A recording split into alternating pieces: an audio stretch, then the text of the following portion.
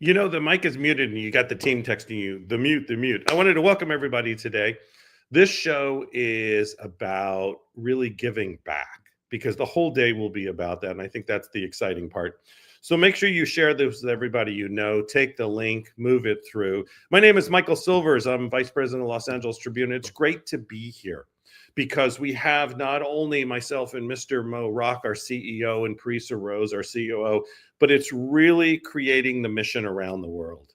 It's creating what we do to be better at what we do every day, to make a difference at what we do every day, and to really create a move for Puerto Rico, excuse me, but for the world. And with that being said, who knows much more about this show? I like to bring up the rest of the team. I've got Lisa Tan, Karen Hall, and Jenny. Where's Jenny? There we go. You're going to have it's going to be just a great day. Now it's Jenny Lopez. And I know everybody goes, J-Lo. She is J-Lo. It's a different Jenny Lopez, but we got that. All right. Lisa, why don't you tell us a little bit about today? Oh, Michael, I am so excited to be here. Today, we are going to launch the Latin division and the Latin Journal for the Los Angeles Tribune. Woo! In addition, we are also going to honor the legacy of Dr. Jane Goodall. And lastly, but not least, we have an event that's history in the making. So I like to think of it as like a kindness Olympics, just like torchbearers passing it from town to town. That's exactly what's happening as we speak in Puerto Rico. Things are lighting up with acts of kindness. Billboards are lighting up, theaters are lighting up, TV shows are lighting up. And we have a very big announcement today from the official World Record Association. So stay tuned. Awesome. You know, it's going to be a great day. Lisa, thank you so much for everything you've done. You are beaming in from Puerto Rico, so it's great to have you here. You've had a day of events. You've got another day coming up, and it's just great that you're part of everything that we do at the Tribune. Karen, tell us a little bit about your excitement for the day and some of the people you might be talking to today. Yes, so we have amazing people. We have a representative from Shoots and Roots with Jane Goodall, and all across we have Berto Perez, who is the co-founder of Zumba, and I am just so excited to hear from so many of these. We have Angel Arango, who is a Sony executive and the co-author with his wife, Rocio, of the Orchid. I mean, I could go on, but what I am most excited about is how Pay It Forward and Te Amo Puerto Rico is helping us to put in the forefront of our mind about kindness, about what can we do? What is one thing that we can do today? A simple thing. It doesn't have to be a grand thing, but just, looking out for someone else and thinking how we can lift others. And that's what the Tribune is all about. And I'm also excited because the authors from the Women's Journal also are speaking, and our women are so heart-centered and they love to lift and build others. So I'm very excited for all the speakers that will be presenting today. Yeah, it's a great day because we're also going to be moving in between Spanish and English. And we want everybody just to stay with us because you'll pick it up. There's lots of translators out there. There's all these fun things happening. But just stay with the show. Stay with the feel of the show. The other thing is make sure that you share it. So we'll put a link on there in a minute so you can not only register for yourself, but we want you to share this with everybody that you know, because it is a day of Pay It Forward. It is a day where we really have that presentation to so many people out there, and we make a difference every day at what we do. So with that being said, Jenny. Hello. And you can do this. You can do this a little in English and Spanish. We're going to watch the flow back and forth because we have an audience from both sides. Also, what's fascinating, Jenny, is in the next 2 weeks, how many people are going to watch this? Yes. So we always have to remember that. So if you're not live, because we know some of you are at work, you're doing for those that are going to listen, it's not a post show. You're still part of the movement. Make sure that you also register, because that way then for the special shows we're going to have, the big launch of the Latin Journal, we're looking at some live events in Los Angeles and Miami in January, February. It's very exciting, and really to bring things forward in a big way. So Jenny, what is your excitement for today? And tell us a little bit about today. Thank you, Michael, y bienvenidos a todos los que están uniéndose desde Puerto Rico, mi isla de Puerto Rico. I'm super excited because I had the opportunity to talk to so many people they're having an incredible impact on the island. El secretario del Departamento de Educación de Puerto Rico, licenciado Eliezer Ramos. I can't wait for you guys to hear from him and also learn from him. Also, the mayor of Utuado, Jorge Perez.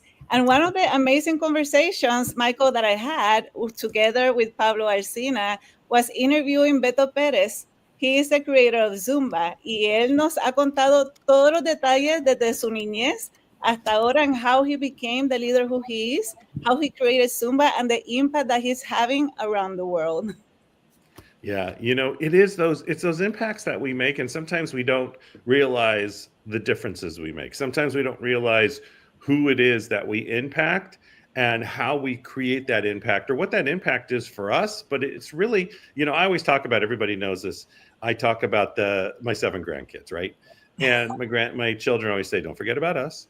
But I look at them and it's always, and Karen and I talk a lot about this because she's got grandchildren, right? We talk a lot about what that means and really what are we going to leave for them. So we got about another minute and a half. Part of what's going to happen today, by the way, is we're bringing people in from around the world. So as we know with any show, if for any reason the signal's lost, the feed breaks up, it just locks up, you'll have one of us come back on, typically be Jenny, but you'll have one of us come back and just chat with you until either the feed is replaced or we just move on to the next part of the show, because we're all ready. And it is really, for me, it's an honor to be here. And it's an honor for the Tribune to be here. And thank you so much. And we have a lot going on at the Tribune. It's really exciting to see because there is a Grammy nomination, huge in the Tribune's world. And I think what that just means is that we're really bringing voices and messages out to just a larger audience, to a much bigger world. And we have obviously Mr. Mo Rock, Parisa Rose, Fab Morvan. I could go on and on with the people who are involved in really getting the Grammy nominee. And the nomination is truly about everything that we do to bring the voices out to the voiceless and to make a difference every single day. So with that being said, team, are you ready? You ready for a great day? By the way, everybody, let's go. I know. That's really, don't forget, to share this with everybody that you know. And we do know, again, it's daytime, it's work, people have stuff to do, kids are in school, kids are not in school. All our schools are actually back over here where I am on the West Coast. Everybody was off yesterday. But now I'm finding out their school's also off today. So, you know, it's wherever you are, enjoy yourself. Have a great day. Team, thank you so much for everything. We're about to go to commercial. And the great thing about that is it gives also, we have a great tech team. A lot of our tech team actually is out of Australia and Tasmania today. So we give them a round of applause. And you guys will meet Dave Miller and Jeff Ross. They're part of so many shows that we do and really leading the shows and making a difference every single day. I appreciate everybody. Let's take it to commercial. Hello and welcome to the Los Angeles Tribune. Since 1886, our name has been a part of the world of journalism.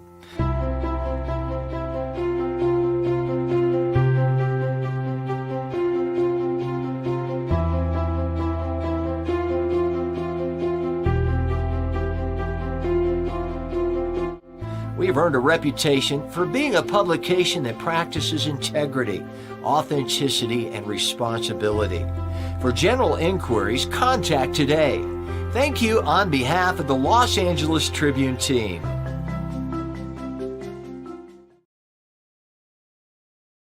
Caliente. My name is Jenny Lopez. Y yo soy Pablo Alsina. I am Pablo Alsina. Jenny and Pablo bringing the caliente, lo picante, la emoción y los mejores invitados. And Jenny, you have to talk to us about amazing guests we have. I am so excited when I heard that we are going to have the one and only Beto Pérez, creador de Zumba, original de Cali, Colombia. Y él tiene una historia extraordinaria de cómo él se mudó de Colombia a Miami y esa visión que tenía con su pasión del ejercicio y del baile, creó Zumba. Y Zumba es una compañía súper famosa que está en más de 190 países alrededor del mundo. Formado la vida de millones de personas. Beto Pérez, gracias por estar con nosotros. Hola Pablo, hola Jenny, hola Jenny, hola Pablo. Gracias por la invitación, feliz de estar aquí en este proyecto de ustedes, súper chévere y pues nada, aquí estoy a la orden para contarles y lo que quieran saber. Y Beto, qué rápido que pasa el tiempo. Yo recuerdo cuando arrancó Zumba, tenía cabello, hace tanto tiempo fue, los 90s y el 2000. Contanos de cómo arrancó Zumba y estos 20 años. Bueno, la historia de Zumba se divide en dos partes. La parte de cuando yo estuve en Colombia, que empecé muy jovencito, a los 15 años, hasta el año prácticamente 2000, que es el año que yo emigro para Estados Unidos y empieza una segunda etapa y ya se formaliza Zumba en el 2001 con el nombre oficial de Zumba. Antes de eso estaba en Colombia y tuvo varios nombres, con latino, Rumba. Cuando llegué acá a Miami se llamó Rumba 6, un nombre muy feo, hasta que conocí a mi socio Alberto Aguión, y decidimos cambiarle el nombre y llamarlo Zumba. Pero se remonta a una edad, a los 15 años, cuando ya soy hijo único, hijo de madres. No conocí a mi padre, no tengo hermanos, no tengo tíos, no tengo a nadie, solamente mi madre y yo. Y mi mamá pues estuvo todo el tiempo educándome y trabajando. Y cuando yo tenía 15 años se le presentó la oportunidad de irse para Estados Unidos. Y yo le dije, bueno, madre, dale. Tuvo un error que gracias a Dios ese error pues me dijo, me lo contó como diciendo, una amiga me dijo que nos fuéramos para Estados Unidos y a mí se me alumbró el bombillo y dije, madre, ¿por qué no te vas? Porque yo quería bailar. Y se escucha muy cruel, pero yo en ese tiempo decía, si mi mamá está a mi lado, yo no voy a cumplir mi sueño, porque en ese tiempo la mamá quería que uno estudiara para abogado, arquitecto, alguna carrera de esas series de universidad. Y yo creo que en ese tiempo ya era muy visionario, porque ahora las mamás quieren que su tío que ya no sé qué, youtuber, alguna cosa de esas. En ese tiempo yo creo que estaba siendo visionario, porque yo decía, esto que yo siento en el corazón por el baile era muy grande, y si mi mamá se quedaba, pues iba a ser, entre comillas, un obstáculo, porque ella quería que yo iba a estudiar. Ahora, ella no es que me dijo yo me voy, simplemente me retó y me dijo yo me voy solamente si usted me prueba que puede vivir solo, que puede pagar sus cuentas, que puede estudiar, terminar su colegio y que se mantenga solo. Eso a un niño prácticamente de 15 años, eso va a decir como que, uy, no va a poder, pero dentro de mí fue como diciendo, ok, está bien, ese es el plan, ese es tu trato. Entonces, yo bailaba en varios sitios, en varios clubs, que en ese Ya a los 15 años estabas bailando en clubs, Beto. porque los clubs es Colombia, entonces Claro. no es legal, pero uno lo puede entrar. Ahora, los dueños de las clubs me dejaban entrar, primero porque yo era muy sano, yo lo único que iba era a bailar, amigo del DJ, amigo de los meseros, todo eso, y yo me subía a una barra o una escuela a bailar y la gente se enloquecía y bailaba conmigo.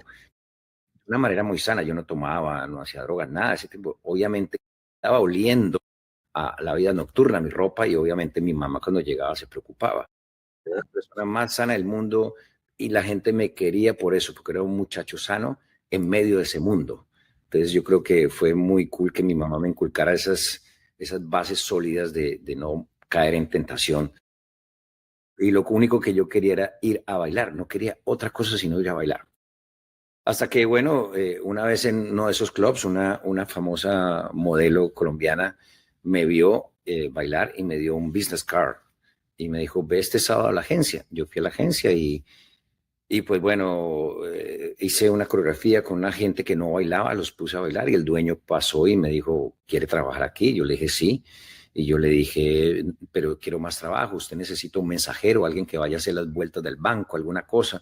Y me dijo, sí. Entonces le dije, bueno, si quiere en la mañana soy mensajero, en la tarde dicto clase y en la noche me metí a estudiar. Le llevé el primer cheque a mi mamá, como $20, que en ese tiempo era mucha plata en Colombia.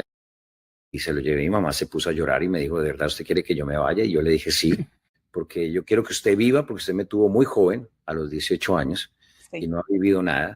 Y yo quiero cumplir mi sueño. Crean en mí, ma, tranquila. Y me creyó, apostó por mí, se fue. Y ahí es donde empieza la universidad de la vida solo, porque uno dice a los 15 años viviendo solo, ¡uf!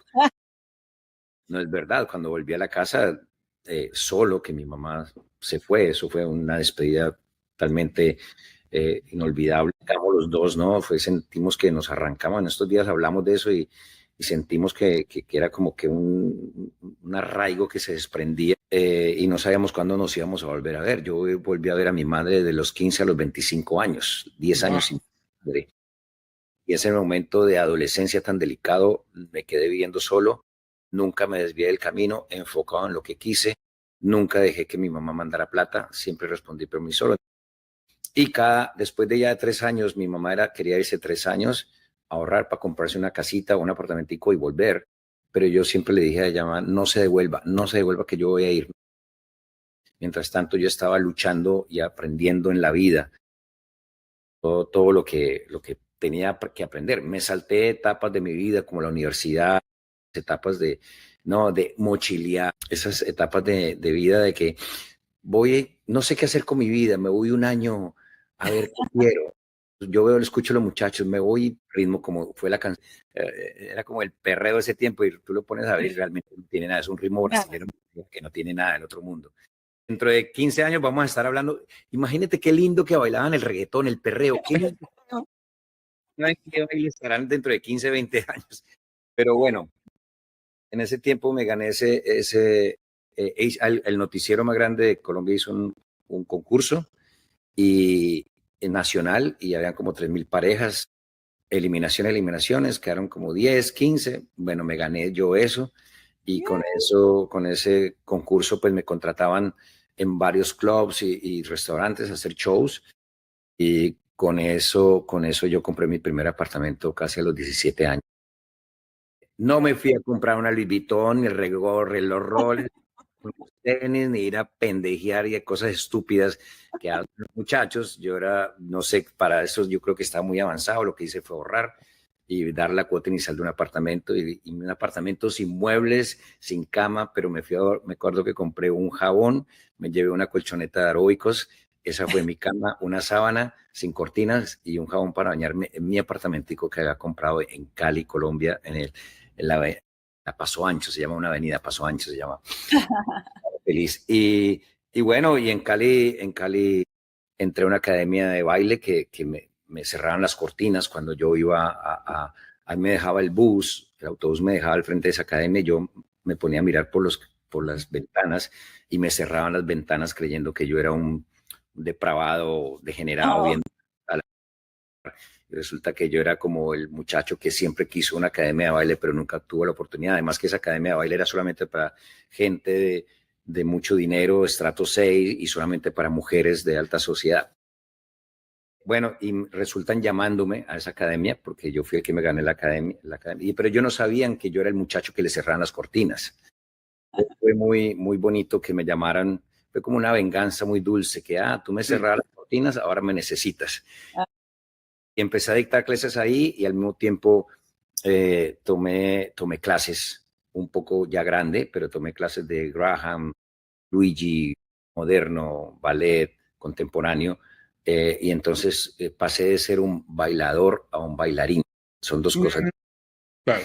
Y ahí estoy durante 5 años y ya a los 20 años me mudo para Bogotá, la capital, y empiezo a dictar clases allá. Me toca pedir audición porque nadie creía, porque yo era blanquito, y chiquito, flaquito, y todos los instructores que dictaban clase en Bogotá eran morenos, eran unos negros exóticos, con lentes en ese tiempo estaba de moda Billy Manile. ¿Ustedes se acuerdan de ese grupo? sí, Billy Manile. exacto. Blame it. Los negros en Colombia se pusieron de moda y tenían trenzas, ponen Sí. lentes de contacto miel, y los cuerpazos de ellos genéticamente son.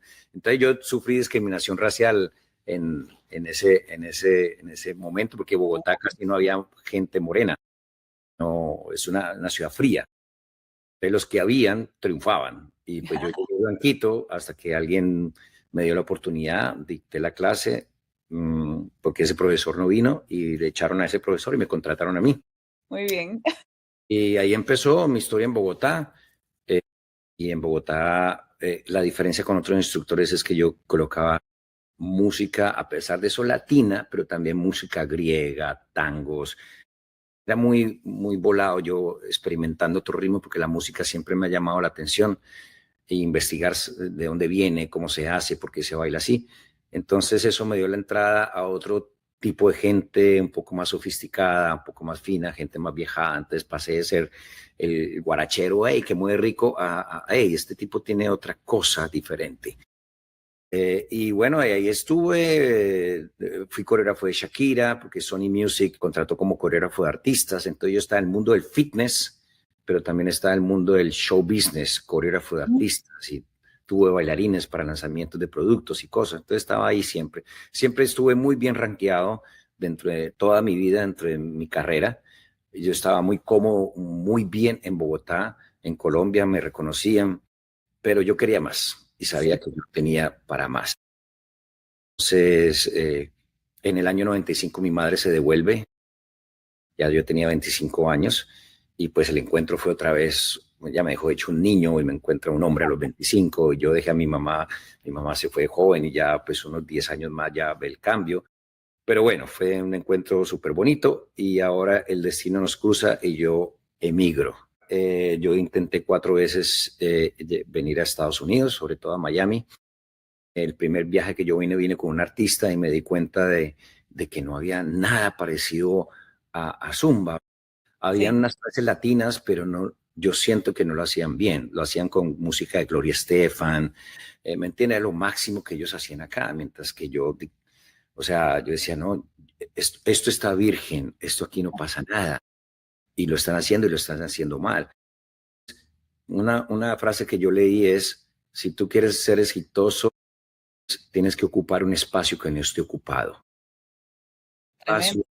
Ese espacio no estaba ocupado aquí en Estados Unidos, y en Miami menos. Yo juraba, yo dije, aquí en Miami con tanto latino tiene que haber una clase así. Y habían, pero no de la forma que yo creía que debía ser la correcta. Para mí, lo que yo tenía era un diamante en bruto.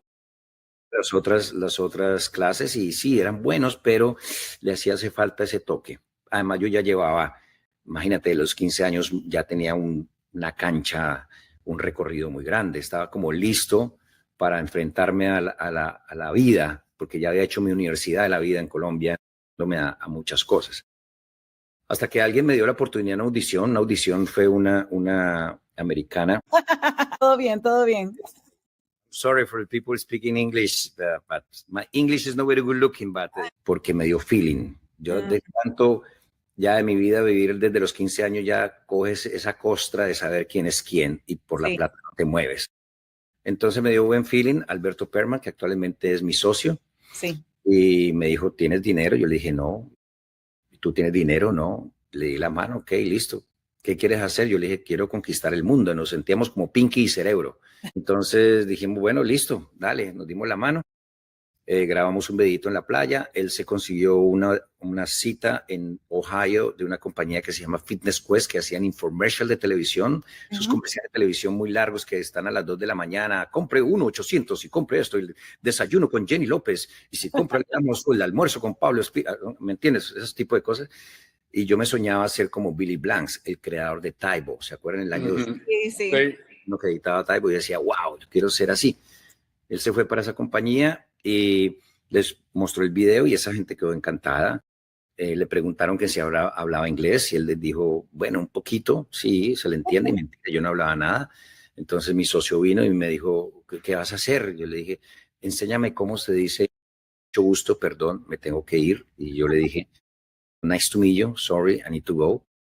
Y eso, y esta gente vino, me conoció, vinieron al final de la clase cuando vieron que era una locura y quedaron encantados, felices, venían hablando a hablar conmigo y yo dentro de mi mente estaba repitiendo nice to meet you, sorry, I need to go, nice to meet you, sorry, I need to go. Y vinieron, me hablaron en inglés, y yo, I'm sorry, nice to meet you, sorry, I need to go, y me escapé. Y ellos se quedaron hablando ahí con mi socio y él les dijo, no, lo que pasa es que él es muy famoso y tiene entrevistas y tiene otras clases. Y era mentira, yo estaba en el carro, un Pontiac año 84 sin aire acondicionado esperando que le habían dicho a él. Entonces Alberto les dijo, listo, perfecto, esta gente va a invertir en nosotros. Y así grabamos nuestro primer video, primeros DVDs, y los primeros DVDs salieron y fueron, arrasaron, nos fue muy bien. Y así empezó la historia prácticamente Suma con unos DVDs que se volvieron. ¿Qué tú crees? ¿Cuál es la fórmula mágica? Porque en este ambiente, especialmente en fitness, esto es como misión imposible de estar por tanto tiempo en tantos países tan relevantes, siguiendo innovando. ¿Cuál tú crees que es la fórmula mágica que hace Zumba tan especial? Por tantos años, 24 y sigue. Hay una estadística que dicen de 100 productos de fitness, de 100 productos que salen de fitness al año, solamente 2 pegan. Sí. ¿Ok?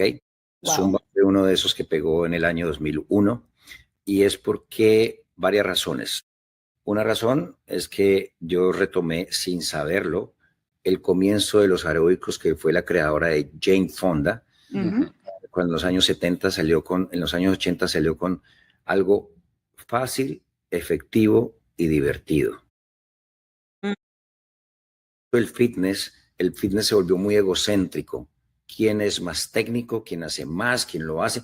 Y entonces se olvidaron de la gente común y corriente y empezaron a asistir la gente que sabía de fitness, que es una población muy pequeña y eso no vende. Entonces yo cogí todo esto, lo que es una fiesta, un party. Primero llegué un party de música latina, lo saqué de la noche y lo llevé a un salón de aeróbicos sin alcohol, de manera de día.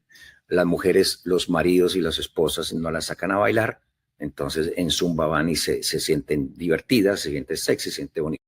No hice este programa para bajar de peso, no fue así. Se vende así porque es una cuestión de marketing, pero lo único que yo hice fue crear algo donde la gente se divirtiera. Si tú haces algo que te divierte, algo positivo tiene que salir de ahí. Bajas de peso, te pones bonita, te sientes sexy, la piel se te pone bien, los ojos, estás alegre. Los psicólogos me odian porque ya no van a la consulta de psicólogos, sino que van a Zumba. Eso por otro lado. Por otro lado, otro punto fue que en el año 2001 el boom latino tuvo algo muy grande. ¿Por qué? Fue el momento en que salió Music, Ricky Martin, los Music American Awards, y abrió con Living la Vida Loca, y la gente vio, latino no solamente somos indios chiquitos, feitos, sino que hay gente bonita. Después salió Jennifer López haciendo la película de Selena. Un boom. Salió Shakira grabando en inglés y en español. O sea, nos volvimos de ser los malos de las películas a volvernos de moda, de música diferente, mucha ricura. Entonces ese espacio del mundo del fitness quedó abierto y ahí fue donde me metí. Fue el momento perfecto, el sitio perfecto, estar con la gente ideal, y eso es clave del éxito, estar en el momento ideal, con la gente ideal, en el momento perfecto. Tirar el anzuelo varias veces. Cuando va a pescar, no pesca de una, hay que tirarlo varias veces y esperar. Y la otra cosa que yo tengo que es la paciencia y la perseverancia llegan más lejos que el talento. Y yo tuve mucha paciencia y mucha perseverancia esperando ese momento desde los 15 años.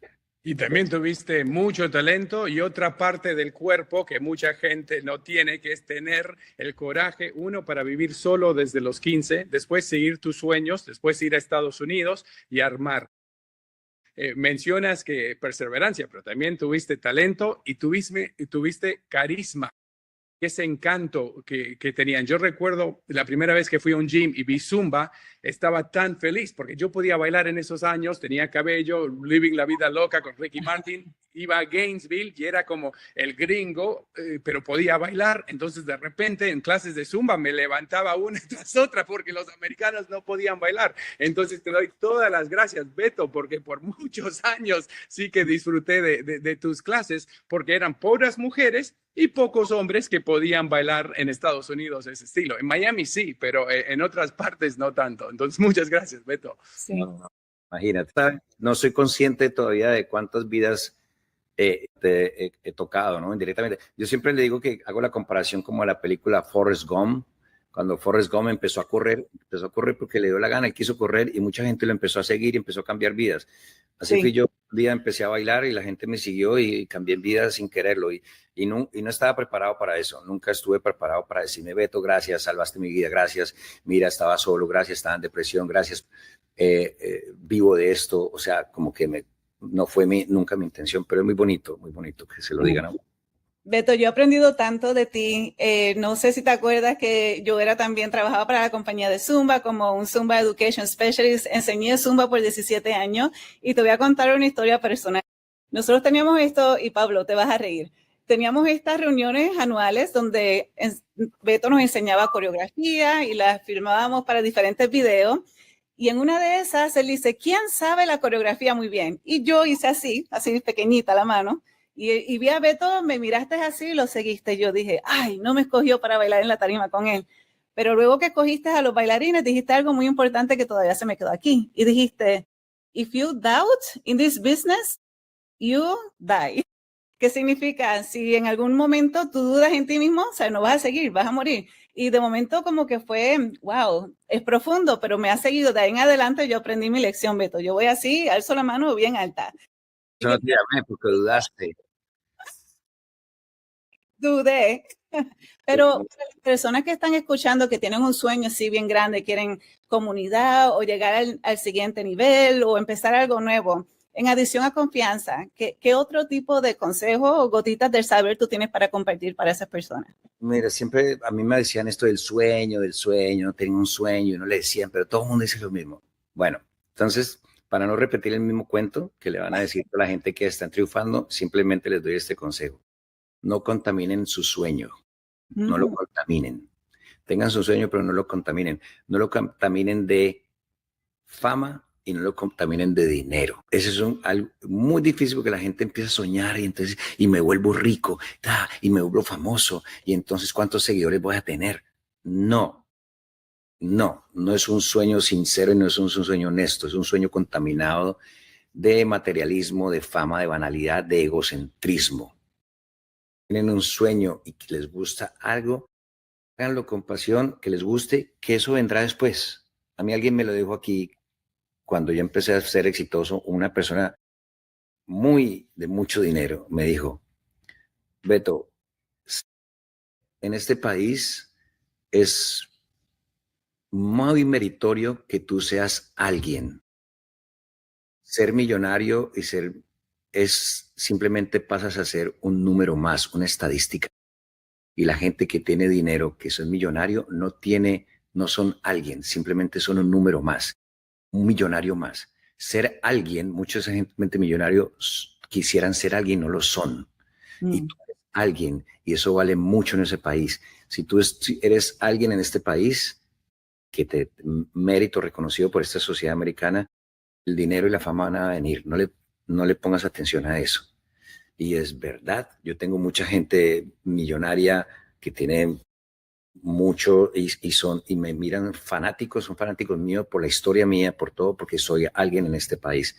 Entonces, yo digo que sí, no contaminen sus sueños de fama ni de dinero. Lo sueñen y háganlo con pasión y eso vendrá.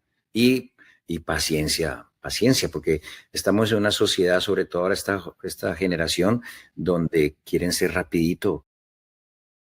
Llevo 3 años trabajando y nada. Dios mío, 20 años. Nuestros papás, ¿cuánto se demoraban para comprar una casa? 10 años. Entonces, esta presión de esto, de que ven a Mr. no sé quién, al Julanito, que bueno, les tocó la suerte y lo hicieron pero todos quieren llegar muy rápido y ser famosos y millonarios antes de los 30, a los 27 ya desperdicié mi vida. Y uno empieza a pasar bueno y a un mejor momento maduro después de los 30. Sí, Y agradezco que a mí me llegó prácticamente esa fama y ese reconocimiento económico prácticamente a los 39, casi 40 años. Me llegó porque si no me enloquezco. Esta enfermedad de moda de lo que son chicos que les ha llegado la fama y artistas que les llega la fama, llegaron muy rápido, pasaron de la kindergarten a la universidad muy rápido y se saltaron esta época de la lucha, de ir a la estación de radio, de hacer la cula, de comer la que sabemos, para ese proceso llegar maduramente con una conciencia. Entonces llegan rápido. ¿Y por qué es? Porque llegaron muy rápido y se saltaron todo ese pedazo que tenían y ya a los 28, 27 años millonarios y ya depresión, es que quieren la droga, la cosa, antidepresivo, me quiero suicidar. Ese es mi análisis, wow, nos fuimos muy profundos. No, creo que la clave tuya es siempre lo hiciste con algo que amas. Hay mucha gente que sí, piensan que dinero es todo. La felicidad no se compra. Y creo que lo lindo de Zumba, lo lindo de tu carrera fue siempre el amor por bailar, el amor por ejercicio, pero ese amor que tienes por lo que haces. Y mucha gente solo quiere el dinero y no hace lo que ama. Creo que tu clave fue hacer algo que amas. Sí, ahora, ¿sabes qué? Más que bailar, es como yo disfruto tanto bailar y la paso tan bien, yo quiero que la gente la pase bien en mi clase. Más que eso, porque una cosa es, mírenme yo cómo lo hago, mírenme cómo lo hago y mírenme. Es una cosa egocéntrica, ¿no? Que a veces los performan, estos bailarines que hacen todos estos bailecitos hermosos, pero yo no los puedo seguir. Se ven muy bien, like it, pero jamás voy a poder hacerlo como ellos. Yo al contrario, no. Ven aquí que tú lo puedes hacer mejor y es facilito. Eso es bajarse del ego. Y obviamente ahora tengo muchos instructores buenísimos, mejores que yo, bailan mejores que yo, se volvieron, y me siento tan orgulloso y eso no me da envidia, porque lo que quiero es eso, que la gente le vaya bien. El trabajar con el ego es algo bien complicado y hay que bajarse de esa nube, hacerle una transformación, un switch a la cabeza, y yo creo que lo aprendí en mi vida. Súper. Tú, Beto, tú sigues siendo bien involucrado en el producto de Zumba, en la música, en los nuevos formatos. También tienes tu propio negocio.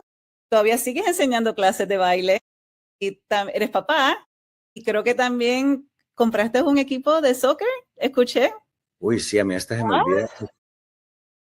Siempre me gusta estar metido en cosas. No puedo quedarme quieto, pero sí sigo involucrado en la compañía.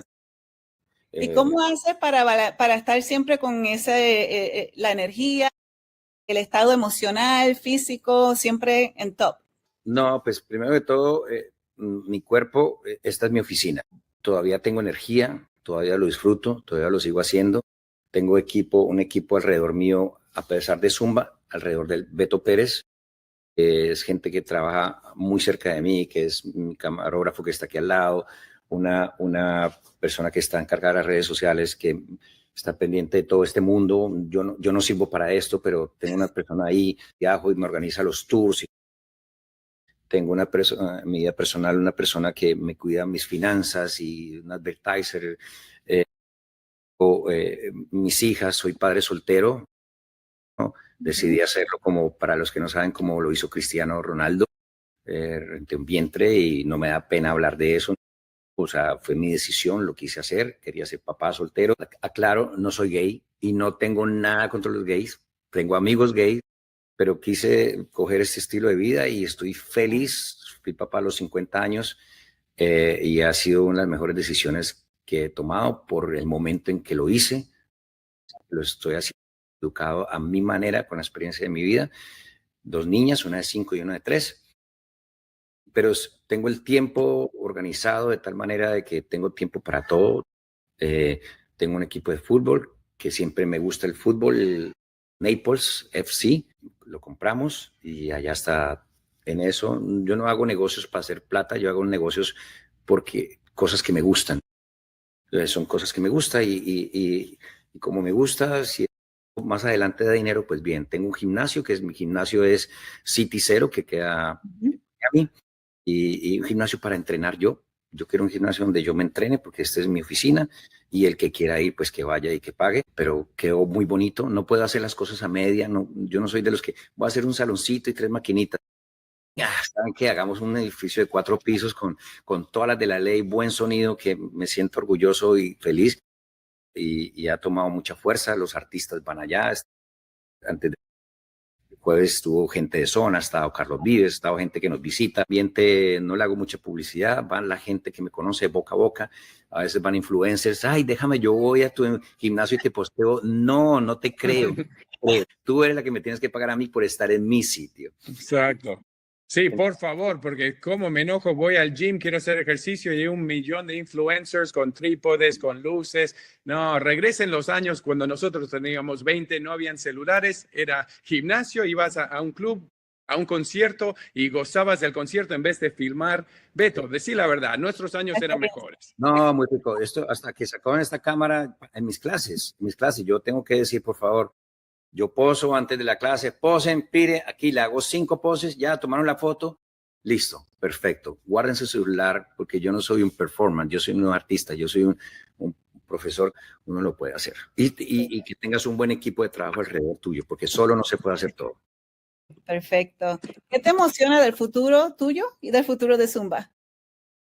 Y el futuro de Zumba, he estado trabajando mucho en dejar un legado y que no esté sobre mis hombros todo el tiempo, preparar gente que si algo pasa, Zumba siga.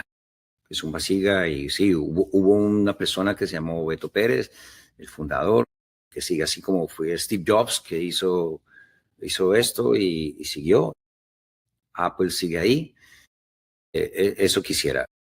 Y bueno, mientras yo tenga la energía, poder hacer lo que sigo haciendo, no sé hacer otra cosa. Esto me fascina, lo sigo haciendo porque me gusta, de inventarme un programa nuevo. Siempre me invento programas, tú sabes, tengo Aquazumba, Zumba Kids, Zumba Step, Goal, Zumba Goal. Ahora tengo un programa que se llama Strong, pero es para la gente que no le gusta Zumba, sino como el workout, los squats, el boxing. Acabo de inventar un programa nuevo que se llama Zumba Lift, es Zumba con pesas. Entonces siempre estoy como inquieto, siempre no me puedo quedar quieto. Me da pereza, me deprimo, me da triste. Entonces prefiero estar activo siempre. Increíble. Esa es la clave en la vida. Si uno para de moverse, se muere. Creo que no hay una mejor forma de moverse que bailar Zumba. Últimas palabras, Beto, que nos puedes dejar un mensaje a la gente de la importancia de hacer ejercicio, la importancia de bailar. Algunas palabras para todo el mundo. No, así no sea bailar. Hacer una actividad física es importante. Estamos en un mundo muy sedentario donde todo se maneja con esto. Haces send y ya, te llega a la casa lo que quieras. Entonces tenemos esa comodidad, por lo tanto hay que esforzarnos a movernos porque si no nos volvemos perezosos, nos vamos encorvando, nos vamos envejeciendo. Así que sea una actividad que te guste, hacerla y hacerla porque te guste y que se convierta parte de tu vida, como ir a desayunar, como cepillarte los dientes. Ya cuando agarras eso, ya cuando pares te va a hacer falta. Así, una manera divertida es Zumba, porque siempre la gente relaciona relaciona el ejercicio con tortura, con aguantar hambre ¡uy, qué pereza! Zumba es una opción divertida, efectiva y fácil. Así que pues vayan a zumba.com, vayan ahí, pongan su dirección y ahí hay un Google, un geomapa alrededor que le va a salir los sitios donde dictan Zumba con instructores certificados. Si quiere ser instructor, no tiene que dictar para clase, para entrar a la comunidad de Zumba, la familia de Zumba, entra a zumba.com, también hay clases. Y el próximo año tenemos el crucero de Zumba. El crucero de Zumba, que vamos a estar 4 o 5 días de Zumba total, party, fiesta, que está ya a abrir el crucero y están invitados no solamente para instructores, todo el mundo. Y no se lo pueden perder, porque yo he estado en los cruceros de Zumba anteriormente y es una experiencia increíble. Pérez, un placer, un honor que estuvieras con nosotros, contándonos tu historia, empoderando, siempre inspirando, y también gracias por el impacto que has tenido en millones de personas, y lo sé personalmente también. Así que muchas gracias por tenerte aquí. Un placer, muchas gracias. Chévere, que les vaya súper bien. Gracias.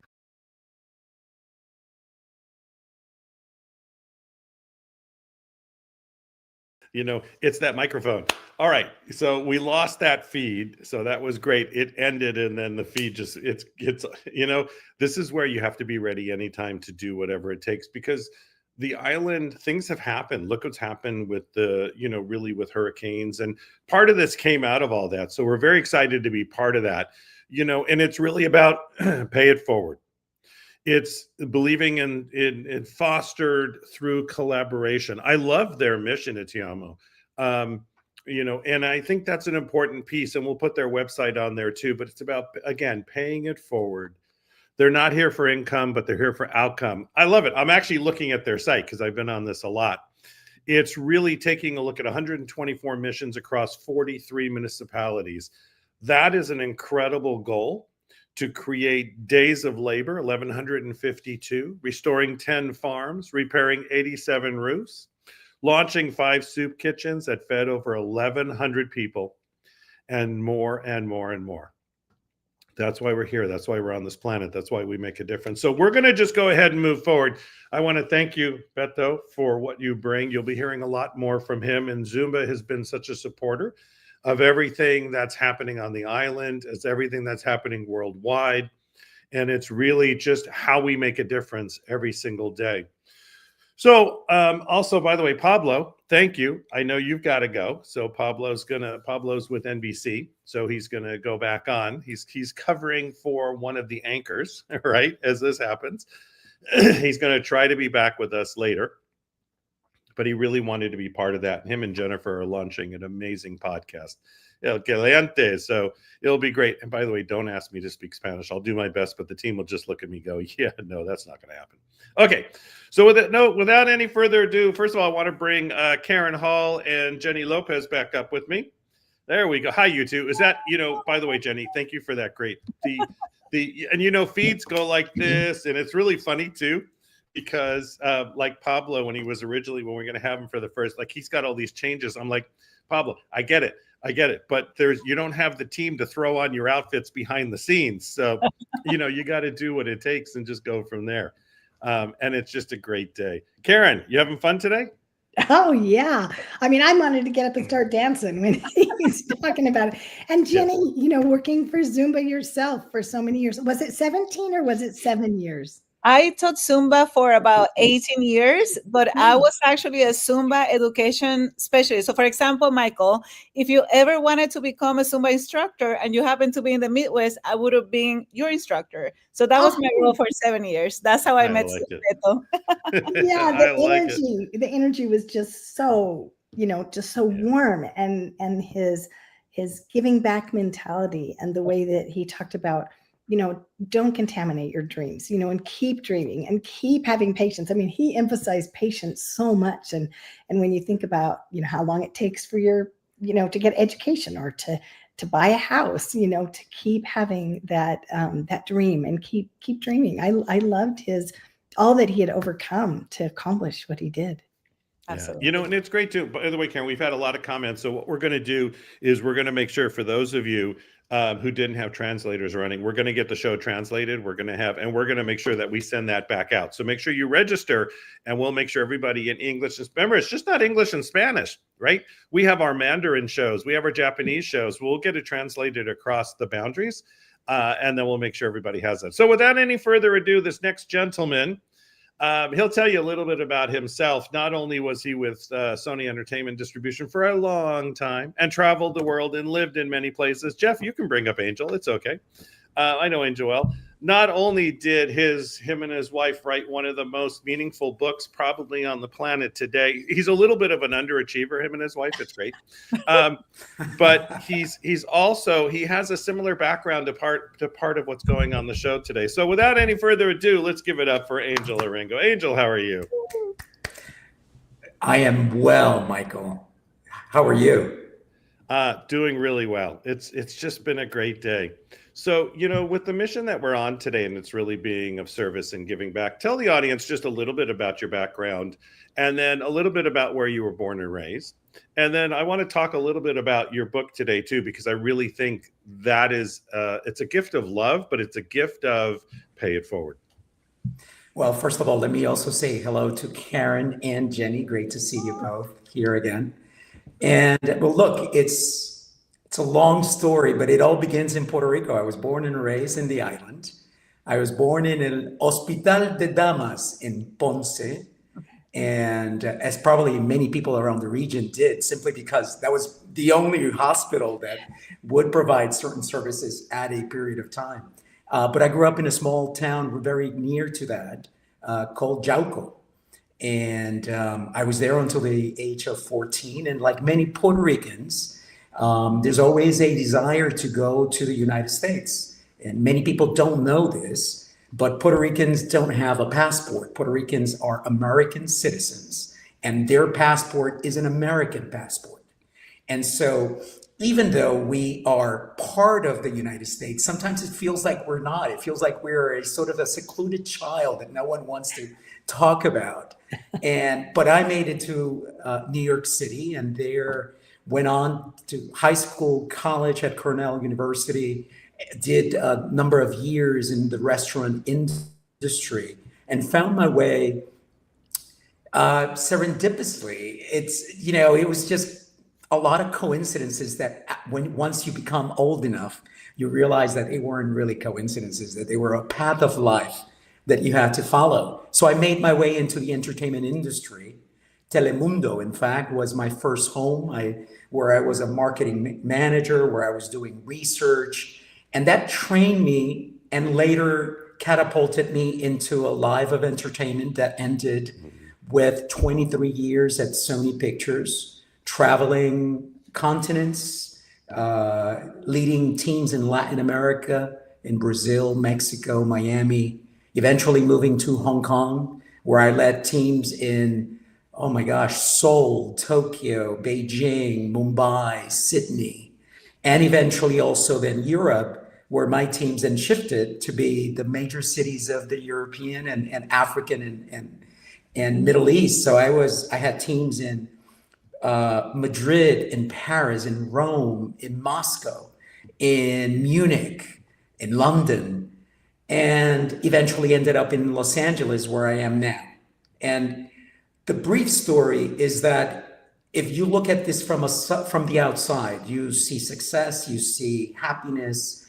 And if my wife was here with me, she'd tell you there was always something missing. And in her case, it was forgiveness. We had done a project, the project failed, and we could see why it had failed. And there was a particular person that was attached to that. And I was able to let it go. She wasn't. And I was also looking for purpose. So between forgiveness and purpose, it just, and I would have to say that like the rest of the world, the pandemic, which was a time in which you secluded yourself in your home. And really there was a lot of time to think and a lot of time to go inside yourself. And for some people it was easier than for others. And for me, it was. And that led into a long period of introspection in which we changed as individuals. We became better human beings, essentially. And in the process of becoming better human beings, the only thing that was in our minds was, how do we share this with the world? Awesome. And that led to the book which you mentioned, which is The Orchid, The Secret Code of Modern Goddesses. And it's just a story of love, and the greatest story ever told about love, which is returning to yourself inside of you. And that has now become, it's been a year and a half. The Tribune recognized it back in August of 24 as a bestseller. And since then, it's only been an incredible experience and opportunity. Well, Angel, I wonder if you could tell us a little bit more about the process of writing with Rocio, because, you know, it was a team effort, and there was a lot involved with your relationship and with the male-female mind. And tell us more about writing the book. Thanks for asking, Karen. As you know, my wife and I Rocio and I have been married for 25 years. It hasn't been enough, I can tell you. Oh. And the beauty of it is that as we began experiencing this period of introspection, we not only became better individuals, we became better as a couple. So our marriage of 25 years improved to the best it's ever been. And a lot of people sit down and say, I need to write a book, or I want to write a book. In our case, we were experiencing such a dramatic shift in our lives. And we just wanted to share it with others. And Rocio one day got up and said, why don't we do a television show? Why don't we share this in some way? Because not everybody reads, not everybody listens to the radio, right? People have their own ways of obtaining information. And so what we have seen, and we always make a joke that one day we were in Mongolia traveling, and we had traveled on unpaved roads for about 5 or 6 hours. There had been no one in sight. We were the only car that you could see, maybe a truck passing in the distance. And we opened the curtains to this yurt, right, to a Mongolian tent. And what did we find? A television, and people are watching a Hollywood movie. And so at that moment, when it hits you hard, is how powerful media is, how powerful movies and series are, because they travel and they take messages. So when she said, let's do a television show, it just made a lot of sense. But we needed a story to tell. And we needed a story that was complete, that was profound, that was finished. We fear that people who perhaps were not as in tune with themselves would pick up the story and start changing it to make it dramatic enough for people to, for viewers and audiences rather than for connection. And so we decided that the first thing we needed to do was really write the book. And so we wrote this story, and then it was a question of what story do you tell? And we decided that the story needed to be about women. And women for many reasons. One, because we were traveling in all our travels around the world, we would see how women had been placed in second place, right? And that still, it was almost a struggle, and we see it in our society, we're seeing it around the world. And so we felt it was almost a pay it forward, a homage to the women in our lives, our mothers, our families, and so on, who had been instrumental in allowing us become the amazing people that we were becoming. And so it became a story of 5 women who go to a retreat center, and they're all coming from all walks of life, who have experienced all sorts of different shortcomings and challenges. Sexual abuse, divorce, anger, success, but can't tell anybody or can't enjoy it, and also gender issues. And in our case, it was the masks that we all wear in order to be accepted, in order to belong. And these women go to this place called The Orchid. It's a fictitious place. It exists only in your imagination and ours. And at The Orchid, they encounter 5 lessons that we now understand to be life-changing. And the 5 lessons are awareness, know who you are, essentially, gratitude, live your life like the half glass is half full, it's entirely full, right? Forgiveness, let go of everything that you carry. Acceptance, stop fighting it and go around it, right? Some things are meant to be and they are what they are. It's like be water. Water becomes vapor, a gas becomes solid, becomes liquid, and it figures its way around things. Be water. And lastly, intention. Live your life as if this is the last second that you're about to live. How would you live every moment of that? And so that's what the book is about. And it's become sort of a hymn for a song, a poem, a prayer for going back inside and connecting with the love within. That's beautiful, Angel. And talking about like living this life with intention, you, Rocio, and I had a beautiful long conversation last week, and you share how you live around the world. And then something you share with me say, Jenny, at the end of the day, people are people. So tell us a little bit about your lesson about being a citizen of the world, and then how you correlate that with this effort of today of Echalo Palante. Oh my gosh, what a wonderful, thank you, Jenny. And yes, we had such a wonderful connection. You know, ignorance is dangerous because we tend to think that only we are special, only we are dignified too. And then when you start traveling and you meet the beauty of people, every single place that you go, and you meet how they are trying their best to do their best with the tools that they have.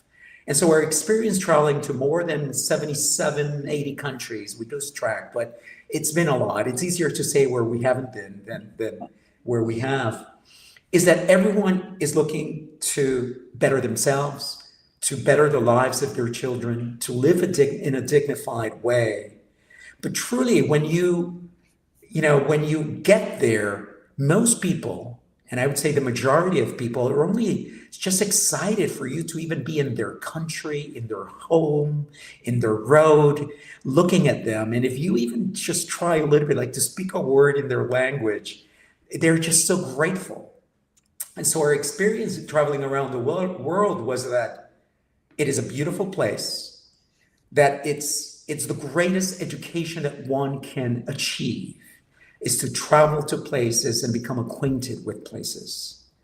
And, you know, and how do we translate that into the Echalo Palante effort and mission and project?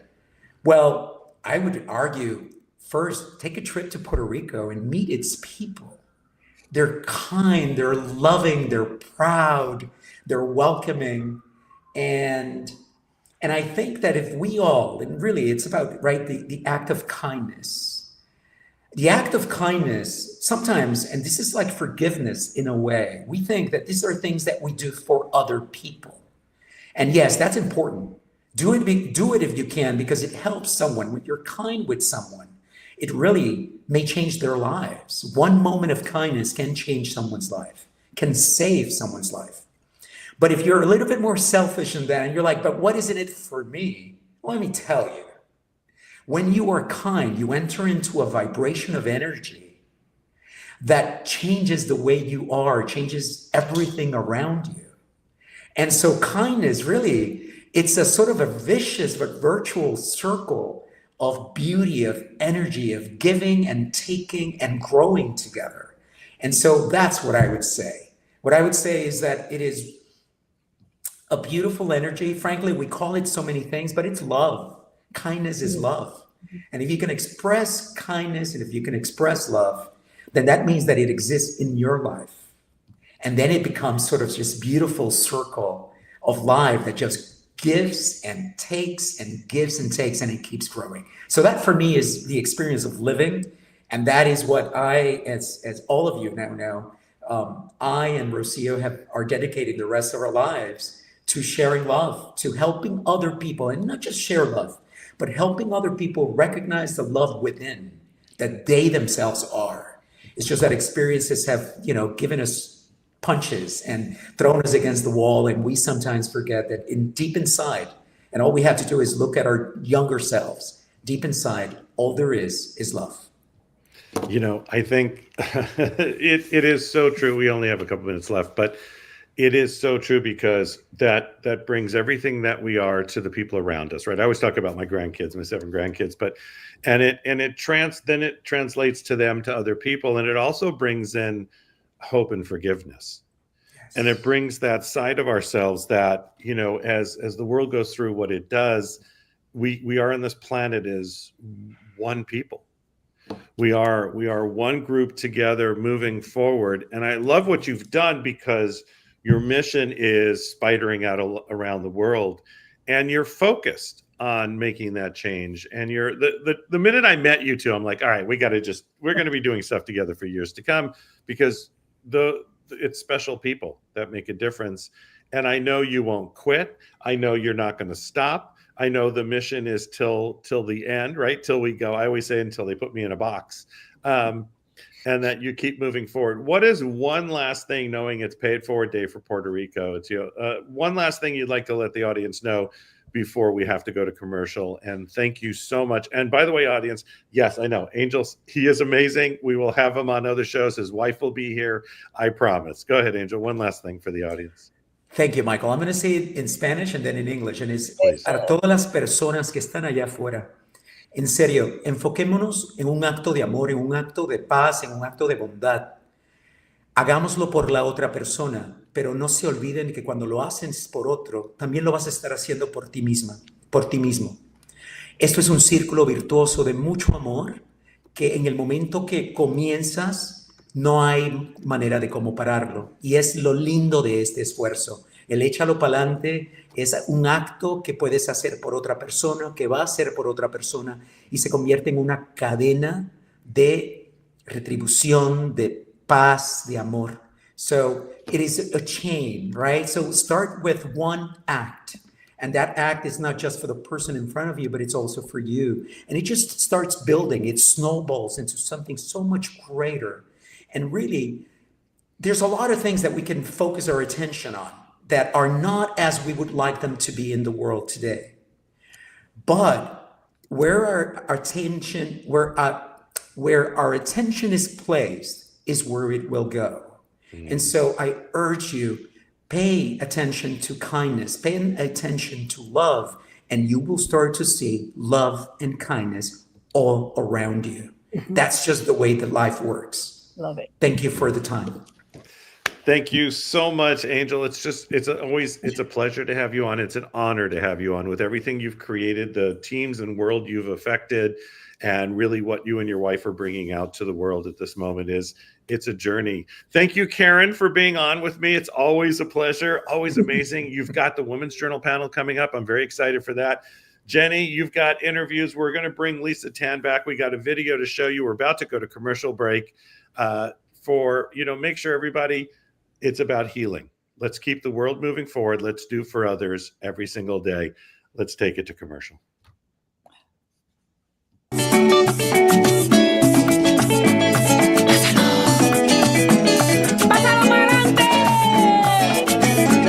Hay gente que viene y te salva y te saca de algún lío sin querer ganarle nada, solo por sentirse vivo. Un favor que siempre dura, devolviendo a quien le falte, pasando pa'lante la ayuda en todas partes. Esto es para ti, esto es para mí, sin división, dime que sí, todo vuelve grande, pásalo pa'lante.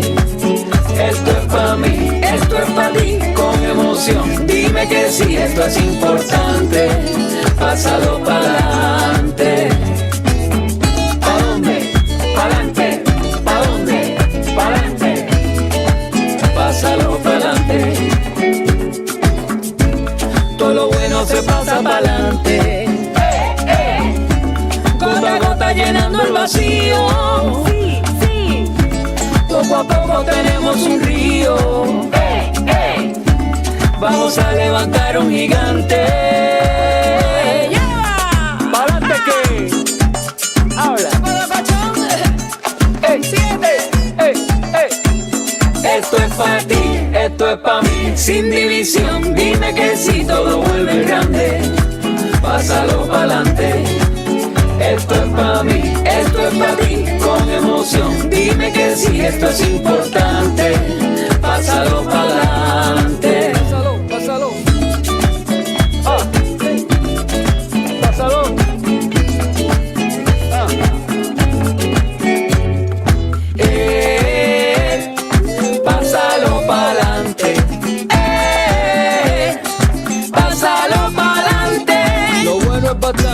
pásalo pa'lante. Viviendo al instante, pásalo pa'lante. Que sea abundante, pásalo pa'lante. Que Puerto Rico se levante. Pásalo pa'lante. Pa'lante. Esto es pa' ti, esto es pa' mí. Sin división, dime que sí, todo vuelve grande. Pásalo pa'lante. Esto es pa' mí, esto es pa' ti, con emoción. Dime que sí, esto es importante. Pásalo pa'lante.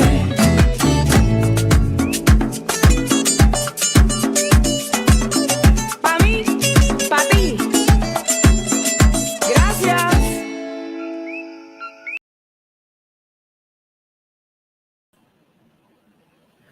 Woo! I was dancing. How are y'all feeling right now? Thank you so much, Angel, for being a part of the Paso Pa'lante movement early on. We were on a conversation months ago, and he's a big supporter. Now, I want to open up to our Olympic moment, one that we've been all waiting for. I want to bring on Chin Yao, Dr. Roland McCready, and Jose Irizarry. Airborne. Woohoo! I want to hold this up. It's like our flag here. And I've got cards. I'm going to virtually hand it to each one of you. Wow. So it's incredible what this one card is doing on the island. But before we get into that, I would love to introduce first Chin Yao. He is the co-founder of De Amo PR and the Paso Pa'lante movement. We also have Dr. Roland McCready, who is the director of research at the HeartMath Institute. And his focus is on the connection between people and the energetic system of our planet. And of course, today is Veterans Day. We cannot celebrate today without Jose Irizarry, who has founded a movement to support veterans and their families during times of need. I am so excited for the three of you to be here with me. And there's a very important reason why the three of you were chosen for this very Olympic moment. Each of you are, I call you guys are like the head coaches behind this movement. You've all played a pivotal part. And as head coaches of this movement, what makes you want to jump out of bed in the morning? From speaking to each of you, there's a fire inside you that is so unique. So can you speak to that, Chin? Can you share with us what makes you want to jump out of bed in the morning? Yeah, thank you, Lisa. Thanks for the invitation. Grateful to be here and grateful to be with Roland and Jose as well. Yeah, I guess I'm just grateful to be able to have abundance and leverage the business experiences and experiences I had in life to really help, the greater good. And so I think, from my perspective, I think all of us have a mission and purpose in life. And part of that is to achieve our highest self. But at the same time, what is the greatest good that we can accomplish as well? And so for me, I'm very excited about just leveraging all those years of business experiences, investment experience, entrepreneurial startup experience to create bigger social impact and helping Puerto Rico and then globally after. So that's what kind of excites me. Wow, Chin. Woo! I actually nicknamed you Gandhi of the Caribbean because I have not seen anyone motivate the masses the way you do. Chin and I have spent many late evenings on the phone. Dr. Roland McCready, what makes you want to just leap out of bed in the morning? Because I know at the HeartMath Institute, you guys do intense data-driven research. We do, Lisa, and for me, it's a couple things. The adventure of it all, the adventure of new discoveries, of showing how, well, really what our research is showing that it's exciting is that the heart really is the central regulator of our entire system.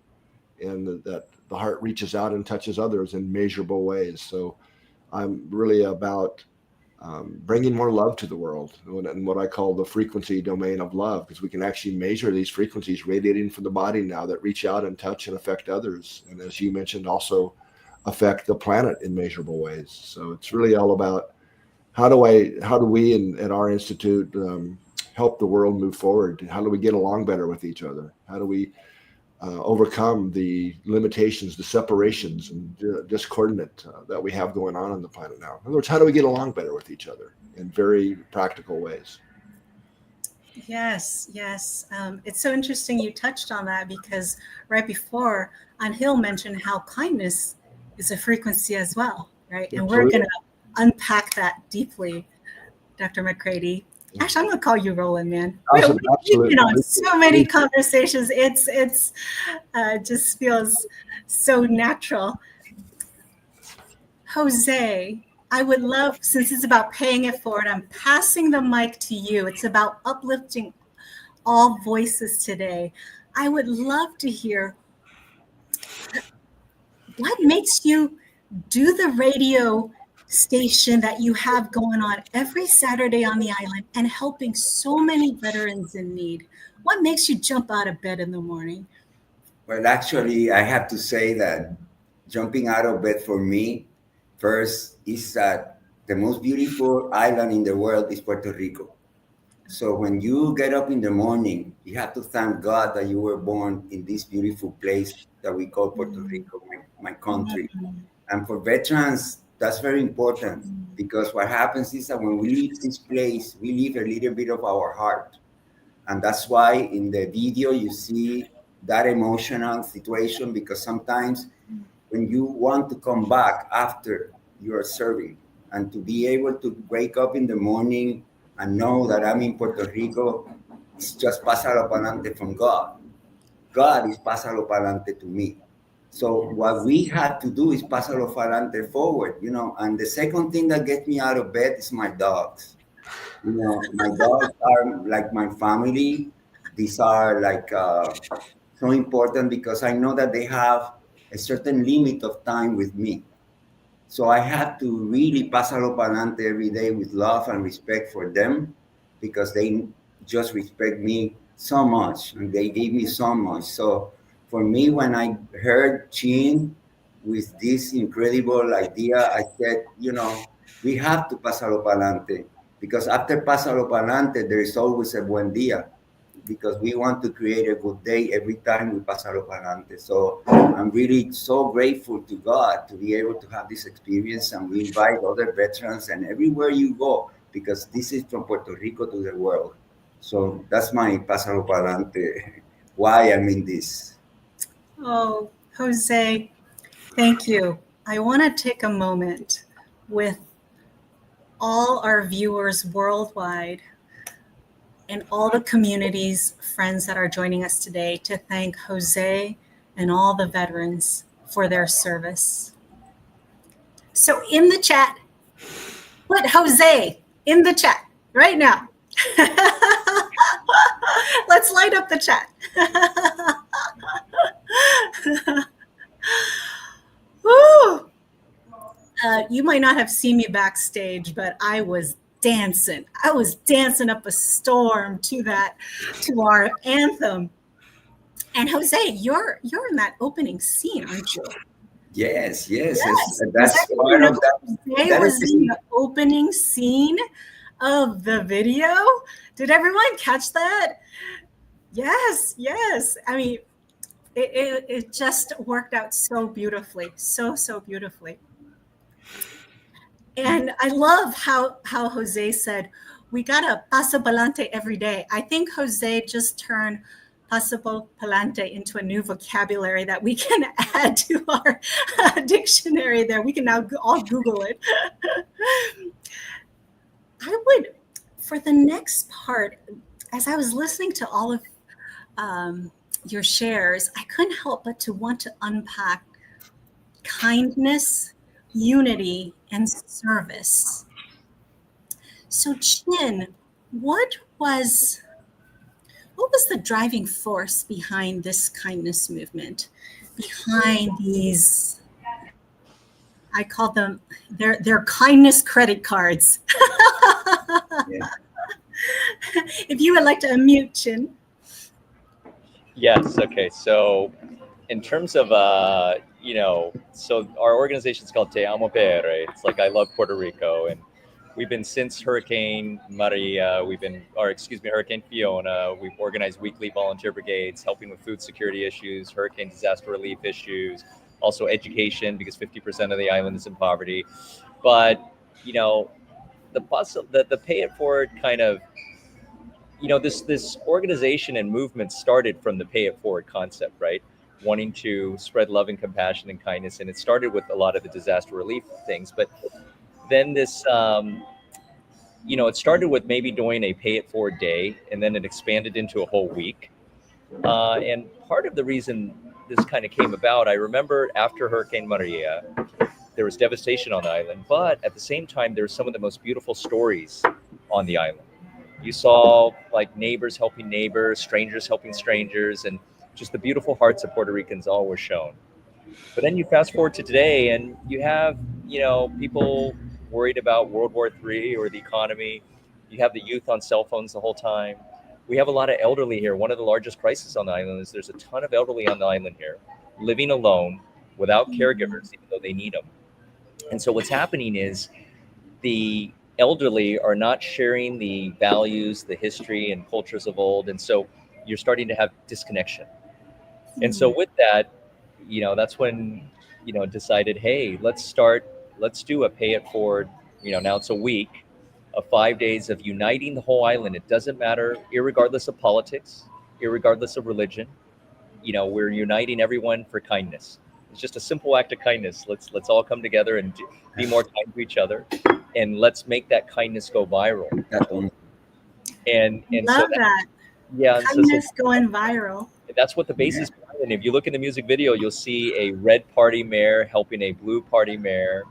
There's a Catholic priest coming together with an evangelical pastora. And so that's what it is. It's irregardless of religion and politics, coming together for kindness. And so that is the why. I mean, it was really about, I think, giving people hope and inspiration. Those that are abundant, helping us, to kind of lift up those that are not and as abundant, and coming together as a collective, just raising the collective consciousness and creating a shift in consciousness and elevating the collective vibration and frequency for the island. Woo! Roland, I know you can speak to what Chin just said about shifting the consciousness.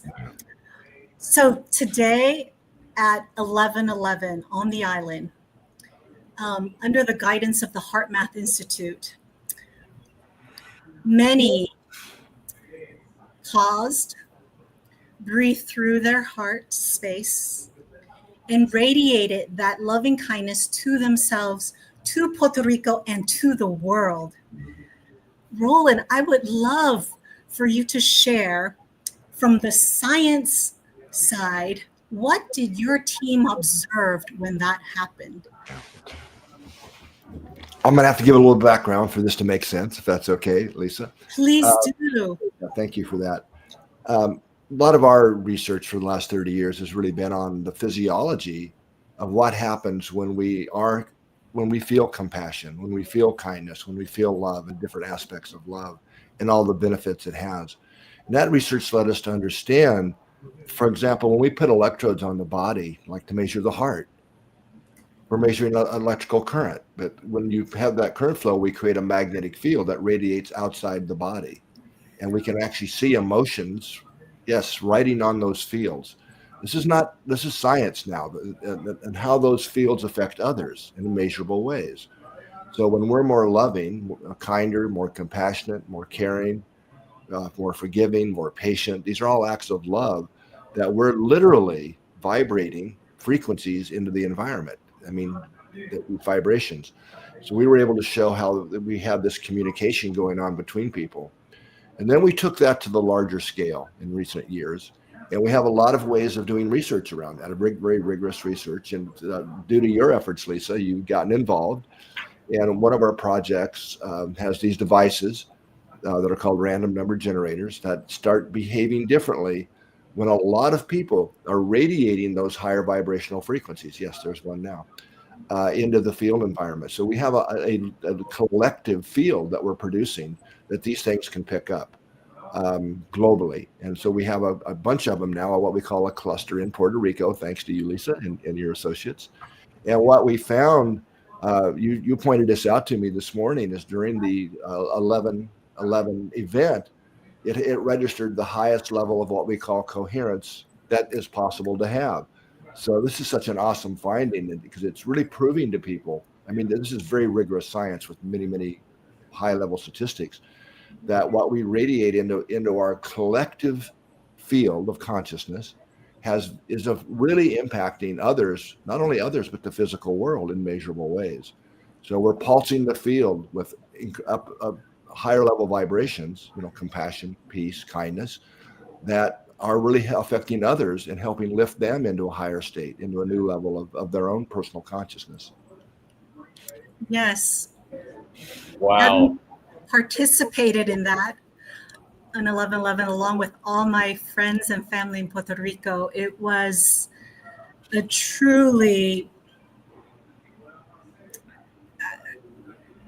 I couldn't even describe the amount of love that was radiating from my heart at that moment. Jose, for you, this is you bring in service to your community. You are radiating love from your heart every moment of your waking hour. Jose, can you share with us what service looks like and means to you right now? Well, actually, I relate to the math, the organization, because one friend of mine, Peter Alphon, from Puerto Rico, was very involved with hard math for many years. And so through him, I learned about hard math and what they're doing, because we believe that, what happens in Puerto Rico is that we discussing with Jean, the idea that sometimes we have learned about Puerto Rico is that Puerto Rico is small, and that many people are moving out of Puerto Rico. They move out of Puerto Rico since Maria, and that the island, has lost a lot of people, out of that. But, with us, we want to make Puerto Rico back the veterans to retire in Puerto Rico and to create an ecosystem where the veterans would feel comfortable and basically more happiness. Actually, we created the gross happiness index for the veterans. It's points that we need to convey that happiness is healing, and one of the things too that we know is that, in Puerto Rico, like they were saying, there is a large population of baby boomers. I'm a gerontologist. My degree, I studied gerontology in Syracuse University back in the 80s, when things were starting to move with fitness and the whole revolution about that and health and healthy living. So we created what we told Jean was that if Puerto Rico has 3 million people, which is 3 million.2, and we create like a hard mass movement of 20% of that, and we create that 20% could make a change as a collective mind working. We have a good opportunity in Puerto Rico because we are small. So it's not like they have in India 2 billion people. To create that critical mass in India, it's more difficult. But in Puerto Rico, it's just a matter to do what we are doing. The Puerto Ricans have one of the most beautiful things that we have is that 20% of your time we are touching somebody. We talk about touching, and so we have that built in. The Puerto Ricans, it's just a matter that you entice them to something beautiful, and we are on, So I think we are on, Jose. We are on. Because that's the way it is. We are now right here. Jim was visiting us here at the Plaza de Mercado Rio Piedras in the center of Pásalo Pa'lante country. Because here we need to Pásalo Pa'lante, not because of the situations that we are with the money. We know this, the things that are happening, the geopolitical surrounding our island now with all this situation, but we have Pásalo Pa'lante. We have Pásalo Pa'lante, Jose. You are right. I love how you pointed out how Puerto Rico might be a small island. However, as Chin says, we have a very big voice. And Jose, I can tell you, we've reached critical mass today. Chin, if you can give us two big stats about this movement, and Roland and Jose as well, two stats from your foundations and institutes about what's going on, that because I want to share with our audience the impact that we're having. So Chin, can you share with us two big stats from the movement? So let me ask, did the world record person come on already? He's coming on, Chin. Let's save it for him. Okay. Give us two other stats. All right. Okay. Oh boy. Okay. Well, look, one, I mean, this is something that really encompassed the whole island. I mean, I spent the last 6 months onboarding all 78 mayors in 78 municipalities on the island. So this was quite kind of a miracle.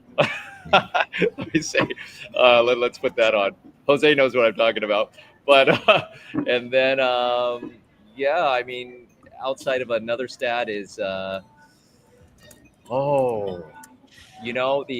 other stat I'd say is how about the music video, Chin, or the song that's hit what number on the playlist? I could share a little bit on it. Yeah, part of this whole movement was we wanted to create a song and a music video that inspired the people and went viral. Like if the music video is about, it shows acts of kindness and shows it visually, and then the song is in Spanish called Pásalo Pa'lante, about inspiring the people to do acts of kindness. But what's beautiful about that, it has gone viral. I mean, just in a short period of time, the music video is now, I think it's close to 300,000 views, just launching. And then our song was actually, it's top 35 song on the island, and it's the only within the top 40, the only song not by a major label right now, because we're just as independently, we are not a record label. We released the song.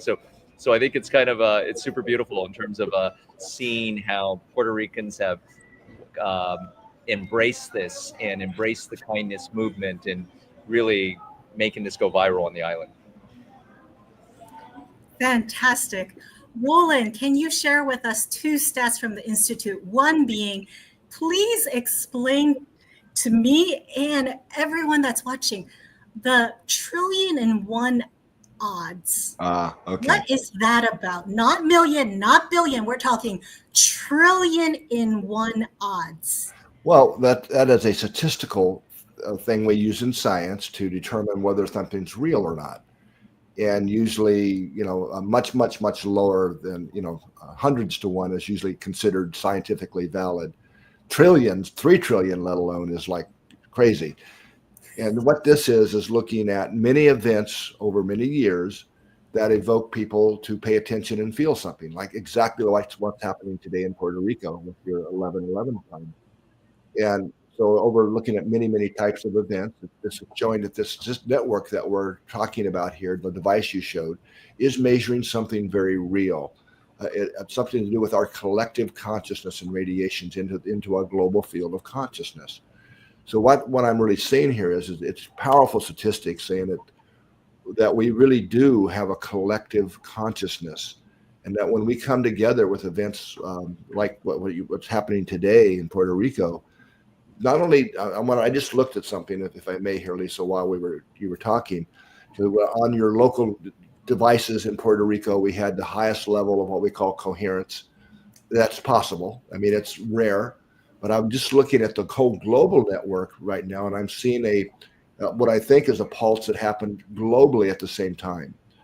So what this means is the power of the heart. You said Puerto Rico is getting a bigger voice. Well, I would say you have big hearts as well. And that they're radiating out. That radiation today is going on is truly happening, a global pulse into the whole global field. And that's really important because what we feed the field really does matter, and I would say, I love what you're doing, Chin, and everything you're developing here. And I've always been a fan of pay it forward and acts of kindness, but how do we sustain that? And one of the ways that I would invite people to do is to just, as often as you can during the day, to remember just to do a quick pause and just ask yourself, what am I feeding my field, my energetic field? That's going to all my cells and affecting my health and wellness, but also radiating out and impacting others. And if you're feeding that field, maybe fear, anxiety, right, frustration, you can shift. That's what heart math is all about, is teaching people how to. We have an inner knob. We can change that frequency. We can shift fear and frustration and impatience into kindness and patience and compassion. We just have to learn how, and that's really what this is all about. Just breathe through the heart. Pretend you're breathing through the heart. Breathe in a feeling of inner stillness. Breathe in a feeling of patience. Breathe kindness, because that shifts the frequencies we're radiating into the energetic field. So the more often we can remember to do that, it's not only helping us, but it's lifting others around us and even the entire world. Roland. Lisa, can I make a comment? Lisa, can One short comment, Chin. Oh, okay. Oh, yeah, we're short. Okay. Anyways, well, that's amazing. We'll follow up on that more, Roland, later. I mean, that's amazing kind of information. But just to say that continuing, we have over 1 million kindness cards in the public now. So those kindness cards are a reminder to keep the kindness going even after November 11th. So that's what's going to kind of keep it going. Anyways. Thank you, Chin. Jose, can you share one stat from your organization to show its impact? And what's so unique about what Jose is doing is that they're serving veterans in such a way that there's no out-of-pocket costs to veterans and their families. How many veterans is your organization impacting, Jose? Well, actually, there is over 108,000 veterans in Puerto Rico, and that's not really, it's not the number. But right now we have, through the American Legion, through different organizations that they are involved with veterans. American Legion have 48 posts all around the island, and they are all participating during the day. But one important thing that I want to share with you too is about that we are a committee. We have the Senate of Puerto Rico. We have a committee that is advising the Senate about different policies to enhance Puerto Ricans, veterans here, and different areas. And one of the areas is dealing with PTSD. And PTSD, we call PTSD in Puerto Rico, we call it pásalo tranquilo, saludable, diviértete. So instead of PTSD, it's changing the framework of the veterans, where you by doing pásalo pa'lante, you're healing yourself. So we adopted the pásalo pa'lante as a strategy to deal with PTSD here in Puerto Rico and to create ecosystems that support the veterans from a mental point of view, where we can shift like the message into one of well-being. And we create using the formula of the butterfly effect, where, when you flap your wings, you can impact so many people. And I remember here, the butterfly effect. Definitely. From Jose. And on that note, we touched on kindness, unity, and service. If everyone on my panel can do a drum roll with me, I would love to bring on John Karat with the official world record. John is here to share a very, very big announcement. Yeah, first of all, nice to meet you all. I've been connected since 1 hour before, I think, and it's very interesting the things that the people have said. I want to say, personally, for me and from organization, that we need more peace and human treatment and less wars and less things in these days. These are very difficult days to live, and it's amazing things like you do. It's a very important thing for the human being, I think that. Thank you, John, so much for being on today. And your organization was so key in helping us create this announcement that you're about to make. So as of now, and the counting will continue until midnight tonight. Yeah, I know. As of now, we have 1,070,338 pledges of acts of kindness. It's amazing. Yes, and we are here to set a new world record today for the most pledges for acts of kindness. So, John, tell us how we did. Well, I know that you have been counting all the people by online registrations, so we can certify that it's correct. As you said, the final account will be at midnight, so I think that you will reach more or less 1,100,000 people. So for us, after seeing if there's any record as yours in the world, there's no more records like yours. So we can certify that you have reached a new world record. Yeah. I'm very happy for you and very happy for us, for organization, to certify a record to people like you. I want to say one thing, if you let me, okay?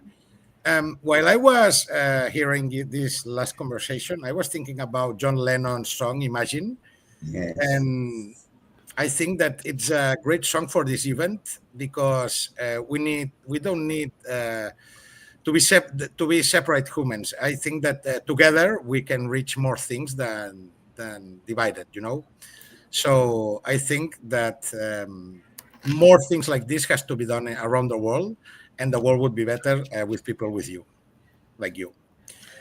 With the world record and with the data from the Heart Math Institute, I firmly believe that we are truly one. So thank you everyone for joining me today.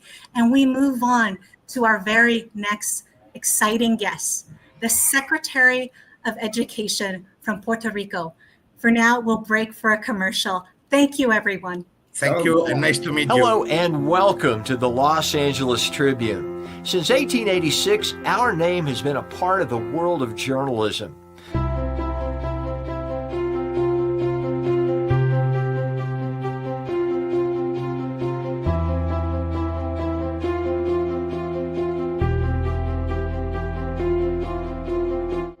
We've earned a reputation for being a publication that practices integrity, authenticity, and responsibility. For general inquiries, contact today. Thank you on behalf of the Los Angeles Tribune team.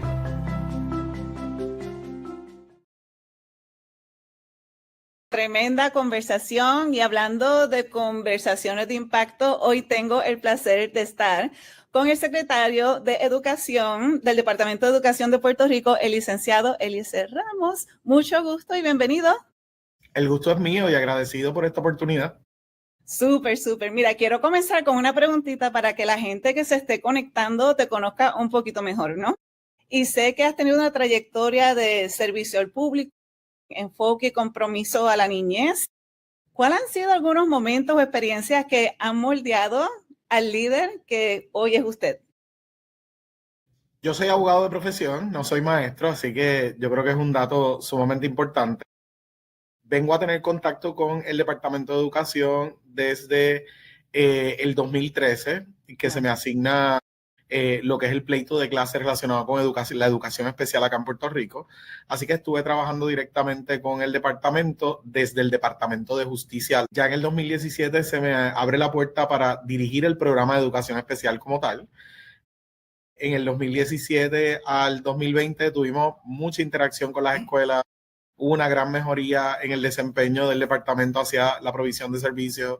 Renovamos política pública de procedimientos. Igualmente insertamos la tecnología como fuente principal, ¿verdad? Para lo que era el manejo gerencial de un sistema grande. Aquí en Puerto Rico manejamos desde un solo sistema unitario unas 870 escuelas. 231,000 estudiantes tenemos ahora mismo en esas 870 escuelas, pero igualmente tenemos 5 institutos postsecundarios y una gama de programas, ¿verdad?, que administramos acá, ¿verdad?, para el manejo de fondos federales que inclusive van a parar al sistema privado de enseñanza. Así que más sumamente complejo. Una sola oficina se traduce a 7 y de 7 a las 870 escuelas, pero igualmente tenemos 11 centros de servicios de educación especial y atendemos a el 32% de nuestros estudiantes en las escuelas son estudiantes dentro del programa de educación especial y unos 25 a 30 mil estudiantes de sistemas privados o que ubican en sus hogares, igualmente les damos servicios de educación especial. En el 2021 te da la oportunidad de estar como interino en un proceso de transición aquí en el Departamento de Educación. Ese interinato dura muchísimo tiempo y la oportunidad de estar al frente del Departamento de Educación hasta el 2023 en una salida temporera y luego, ¿verdad?, la oportunidad de regresar ahora en el 2025 y acá estamos.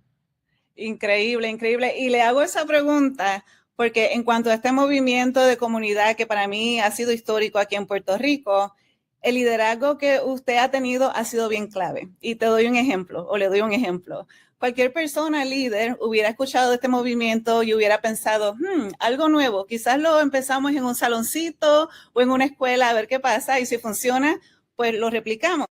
Pero usted dijo, no, estoy comprometido y lo vamos a hacer a nivel de isla. Así que si nos pudiera compartir un poquito de su visión, de cómo fue que se conectó con la misión de este movimiento y cómo lo hizo. Mira, yo soy de los que cree que el trabajo de reformar o de levantar el sistema educativo en Puerto Rico no puede ser un trabajo de una persona, ¿verdad? Yo no soy el protagonista de lo que está ocurriendo en las escuelas todos los días y estamos teniendo grandes resultados, ¿verdad? El desempeño de nuestros estudiantes ha venido aumentando y el desempeño académico responde a muchas variables, a la calidad de enseñanza, a la calidad de nuestros maestros, pero igualmente a que tenemos recursos nuevos en las escuelas que están trabajando el tema socioemocional y a la apertura igualmente de las escuelas hacia organizaciones que buscan apoyar la gesta de nuestros maestros y de directores de escuelas. Y como esto, ¿verdad? Mi visión ha sido que las escuelas no pueden ser lugares cerrados y que no tengan contacto con sus comunidades, todo lo contrario. Deben responder a las necesidades de sus comunidades y sus comunidades deben responder a las necesidades de las escuelas. Debe existir esa interacción que yo creo que en las últimas quizás 2 décadas la hemos perdido. ¿Verdad? La hemos perdido porque la tecnología ha ayudado a que la gente se mueva a buscar otros trabajos, salga de sus comunidades a estar mucho más afuera. Antes las escuelas eran el centro principal de trabajo de esas comunidades y ya no lo son.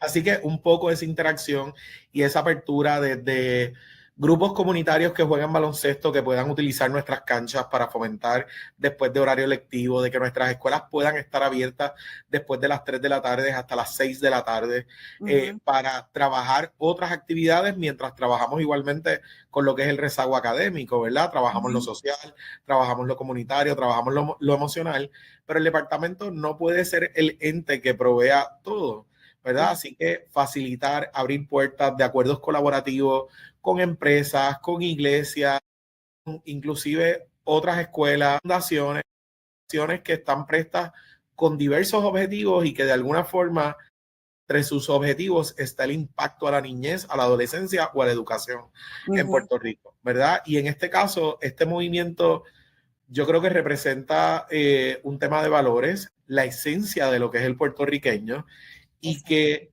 de alguna forma a través de un ejercicio de bondad podamos fomentar la empatía, la capacidad que puedan tener nuestros estudiantes, principalmente de aprender a ponerse en los zapatos del otro, ¿verdad? De aprender a verse en el espejo, de aprender a cuando están conversando con alguien poder tener conciencia de la situación y el contexto que vive el otro, el que se sienta al lado de uno, ¿verdad? A lo mejor yo estoy bien y mi casa está bien, pero a lo mejor el que está a tu izquierda o el que está a tu derecha está pasando por una necesidad y su necesidad lo hace comunicarse de alguna forma, lo hace expresarse de alguna forma, lo hace carecer de algo. Y ese tender puente, ese tender mano nos hace lo que somos, seres humanos. Si no seríamos máquinas o a lo mejor estaríamos comportándonos como animales. Claro. Así que un poco este ejercicio y esta invitación que se nos ha hecho del equipo de Pásalo para adelante, de Te Amo Puerto Rico, pues esa invitación no la dudamos 2 veces. Yo creo que es parte de los valores. La escuela no está hecha solamente para entrar en lo que es la ciencia, en las matemáticas. Son importantes, queremos hacerlo.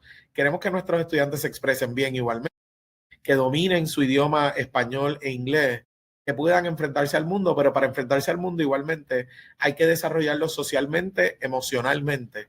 Hay que enseñarles que existe un orden, que existen valores, que existe la ética, y la escuela tiene un rol sumamente importante, sobre todo cuando atacamos comunidades sumamente desventajadas, en donde la educación no ha sido lo principal para ellos.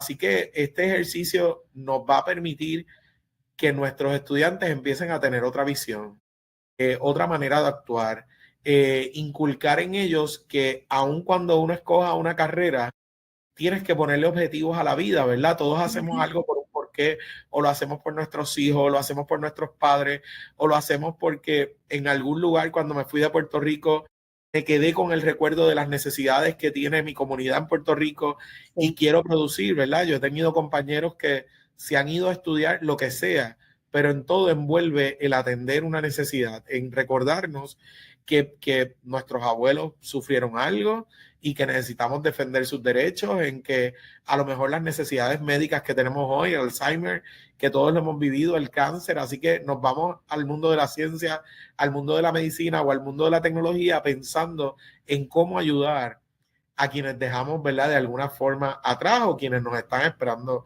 en casa. Y este es el ejercicio, ¿verdad?, de ponerle un objetivo a la vida. ¿Por qué estamos aquí? ¿Por qué vivimos? ¿Cómo nos ponemos en el zapato del otro?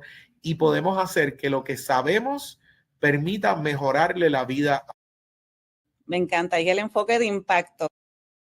Este movimiento vino como que en el momento preciso, especialmente en esa transformación que usted está liderando en el Departamento de Educación. ¿Podría compartir algunos ejemplos de actos de bondad que usted ha visto en los estudiantes o los maestros en esta semana? Mira, en nuestras escuelas esto se da, ¿verdad? Queremos que pase muchas más veces, pero sí se da. Ejemplo de esto, ¿verdad? Es la invitación a recoger alimentos para aquellos que no lo tienen, ¿verdad? Hay muchas escuelas que se involucran en esto. Ejemplo de esto es igualmente el recogido de comida para perritos y gatitos que no tienen hogar y se donan desde las escuelas hacia albergues. Ejemplo de esto, se acercan las Navidades, así que vamos a ver a nuestros estudiantes compartir mucho más directamente con los asilos de ancianos, ¿verdad? Y que tengan ese contacto directo y ese intercambio, ¿verdad? Desde lo que es la madurez hasta lo que puede ser ese proceso de dejar atrás la ignorancia, ¿verdad? De un niño que es fabulosa. Vamos a estar viendo muchísimos ejemplos, desde lo más grande, como he hablado, hasta lo más pequeño. Se le cayó la libreta, se cayó el lápiz, te ayudo a recogerlo. El que tiene una necesidad motora, pues la suple con quienes están a su lado. Estamos precisamente en el mes de la educación especial, así que hemos visto nuestros salones, ¿verdad?, con nuestros estudiantes más especiales poder integrarse, ¿verdad?, tener un ejercicio de inclusión con nuestros estudiantes de la corriente regular, ¿verdad? Y esa interacción ayuda a los dos lados, así que, ¿verdad?, el ejercicio de empatía, a ponernos en el lugar del otro. Y con esto el llamado principal a las escuelas es que el ejercicio que está ocurriendo en estos días en las escuelas pueda salir a la comunidad, ¿verdad? Que lo que estamos fomentando en las escuelas, nuestros estudiantes, nuestros maestros, nuestras facultades y el personal del departamento pueda llevar ese ejercicio de bondad hacia afuera. Así que, ¿verdad? Este próximo 11 lo vamos a estar celebrando a nivel de Puerto Rico, pero quisimos comenzar con las escuelas desde temprano para que el ejercicio fuera rindiendo frutos para ese próximo 11 de noviembre. Me encanta. Perdón, sí. La limitación no es la escuela, ¿verdad? Queremos llegar a todo el mundo y que no sea un ejercicio de un día, que en un día podamos hablar del ejercicio que hacemos a través de todo el año. Exacto. Mucha gente como que lo complica, ¿no? Como que, tengo que hacer algo súper grande, y como lo dijo, puede ser un acto sencillo aquí, un acto sencillo allá, y todas las acciones se acumulan y se multiplican. Y no tan solo las acciones se multiplican, pero el impacto también. Oye, a veces no nos damos cuenta. Todos los días recibimos de alguna forma el cariño, la empatía, el acercamiento de alguien. Alguien que nos ayuda cuando llegamos a alguna oficina. Alguien que nos contesta una pregunta. Alguien que nos regala una sonrisa. Alguien que regala un abrazo. Y eso cambia vidas, está más que comprobado. El destino de la gente puede cambiar por una sonrisa, por una mirada, por un abrazo. por un toque humano, ¿verdad? En el supermercado a alguien se le puede caer una lata y tenemos la oportunidad de asistirlo. En el supermercado a alguien le puede faltar un vellón y podemos a lo mejor dar, ¿verdad? En ese momento que bien dice, ¿verdad? La palabra, eso lo vas a recibir, ¿verdad? De manera multiplicada.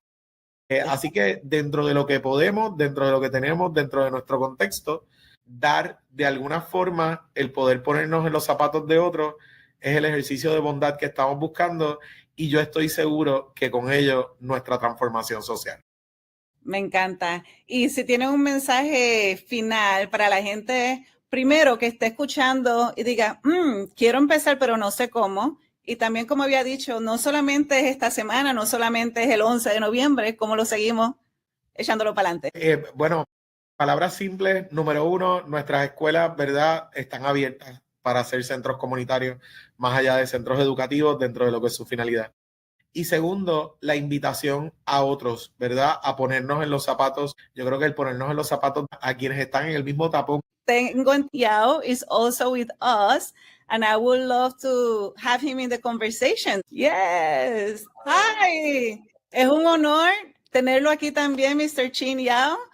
I know that you are a big fan of Licenciado Eliezer Ramos because of the impact that he has had.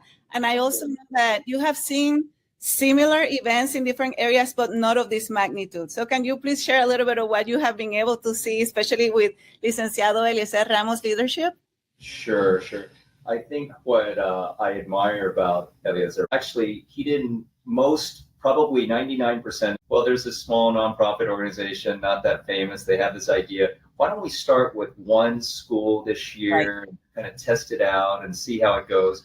But he had such a big heart. He saw the value of what this meant, and he was willing to step up and be big and bold and really organize. Think about that. Organize 100% of all of the faculty, all of the teachers, and all of the students on the island, 270,000 people committed to do over 4 acts of kindness. Just the Department of Education alone, under Secretary of Education Eliezer Ramos, committed to over 1 million acts of kindness on an island of 3 million people. Okay, and then because of his bold inspiration, that inspired other schools to move. Like actually within a couple of days, we didn't have much time to launch, and I called some schools up. Private schools were in 24 hours, 48 hours, making decisions, joining on. Ana G. Mendez University, the Antillean Adventista University, Ponte Costa University, they all signed up in 24 hours. So I have to give credit. This is all from Eliezer Ramos' leadership, and so grateful for him, and we're making massive changes in Puerto Rico. Yeah, Eliezer, tu liderazgo ha sido increíble. Y si quiero también preguntarte unas palabras de gotitas del saber, como digo yo. You don't have to be a leader by title, right? No necesitas que ser un líder porque puedes hacer líder de cualquier posición. Si nos puedes dar un poquito. Everybody had the chance to do the difference in the life of others. Yo creo que la cosa fluye mejor, ¿verdad? Es tener un objetivo de vida. Y esta es la invitación. Cualquiera lo podemos hacer. No tienes que tener un título, no tienes que manejar grandes personas. Una sola persona puede cambiar la vida de alguien y con ese alguien seguir cambiando vida. Exacto. Can I say something, Jerry? Yeah. Of course. Yeah, I'd like to jump in. I hope from this broadcast that is actually going globally in international countries in the world. But Secretary Eliezer Ramos have kind of committed to do with the Department of Education here, I think is a model for the world. And think about that, like we can inspire other secretaries of education, departments of education around the world to do the same thing that they did here. We will reduce bullying, we will reduce violence, we're going to increase health, happiness, and create much more harmony in the school systems and the community. So I think this is an invitation and a challenge for the rest of the world to join in this movement and to create, for this global impact of love and compassion for humanity and our earth. Big words for just a person in a world. So there's a lot of people behind me. I just want to thank Chin Yao for the leadership. Desde Puerto Rico para el mundo, ¿no? From Puerto Rico to the whole world. Échalo para adelante. Thank you so much, el secretario de Educación del Departamento de Educación de Puerto Rico, licenciado Eliezer Ramos, and Mr. Chin Yao. What a surprise and pleasure to have you here. And yes, and now we will follow up with another amazing conversation during this event. Thank you.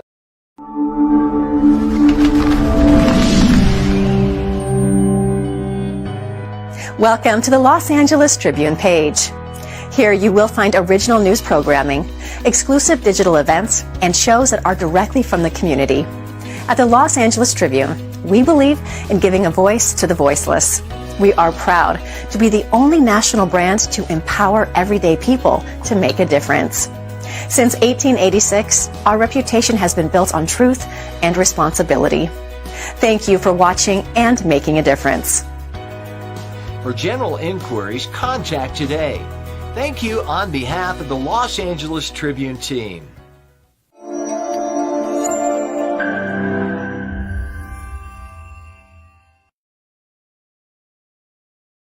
Ok, muchas gracias por la conversación y hoy estamos aquí con el honorable alcalde de Utuado, Jorge Pérez. Bienvenido, un placer. Un placer para mí y para todos aquellos que nos están viendo, ¿verdad? A través de esta plataforma. Exacto, exacto. Mira, me encantaría comenzar con una pregunta para que la gente que está conectándose te conozca un poquito mejor y es si te puedes acordar de alguna memoria, algún momento que te ha ayudado en tu vida a moldear tu carrera como líder en la comunidad. Pues mira, sí, son muchas, la verdad, los factores que nos ayudan a moldear. Vengo de una familia que han sido servidores públicos por muchos años, así que nuestra familia, yo creo que eso lo lleva a uno en los genes de ser, ayudar al prójimo y realmente pues desde mi abuela que enseñaba en aquellos tiempos de que iban a caballo a dar clases de tejer, de agricultura, de repostería, de todas estas cosas, pues creo que eso se transmite a través de generaciones.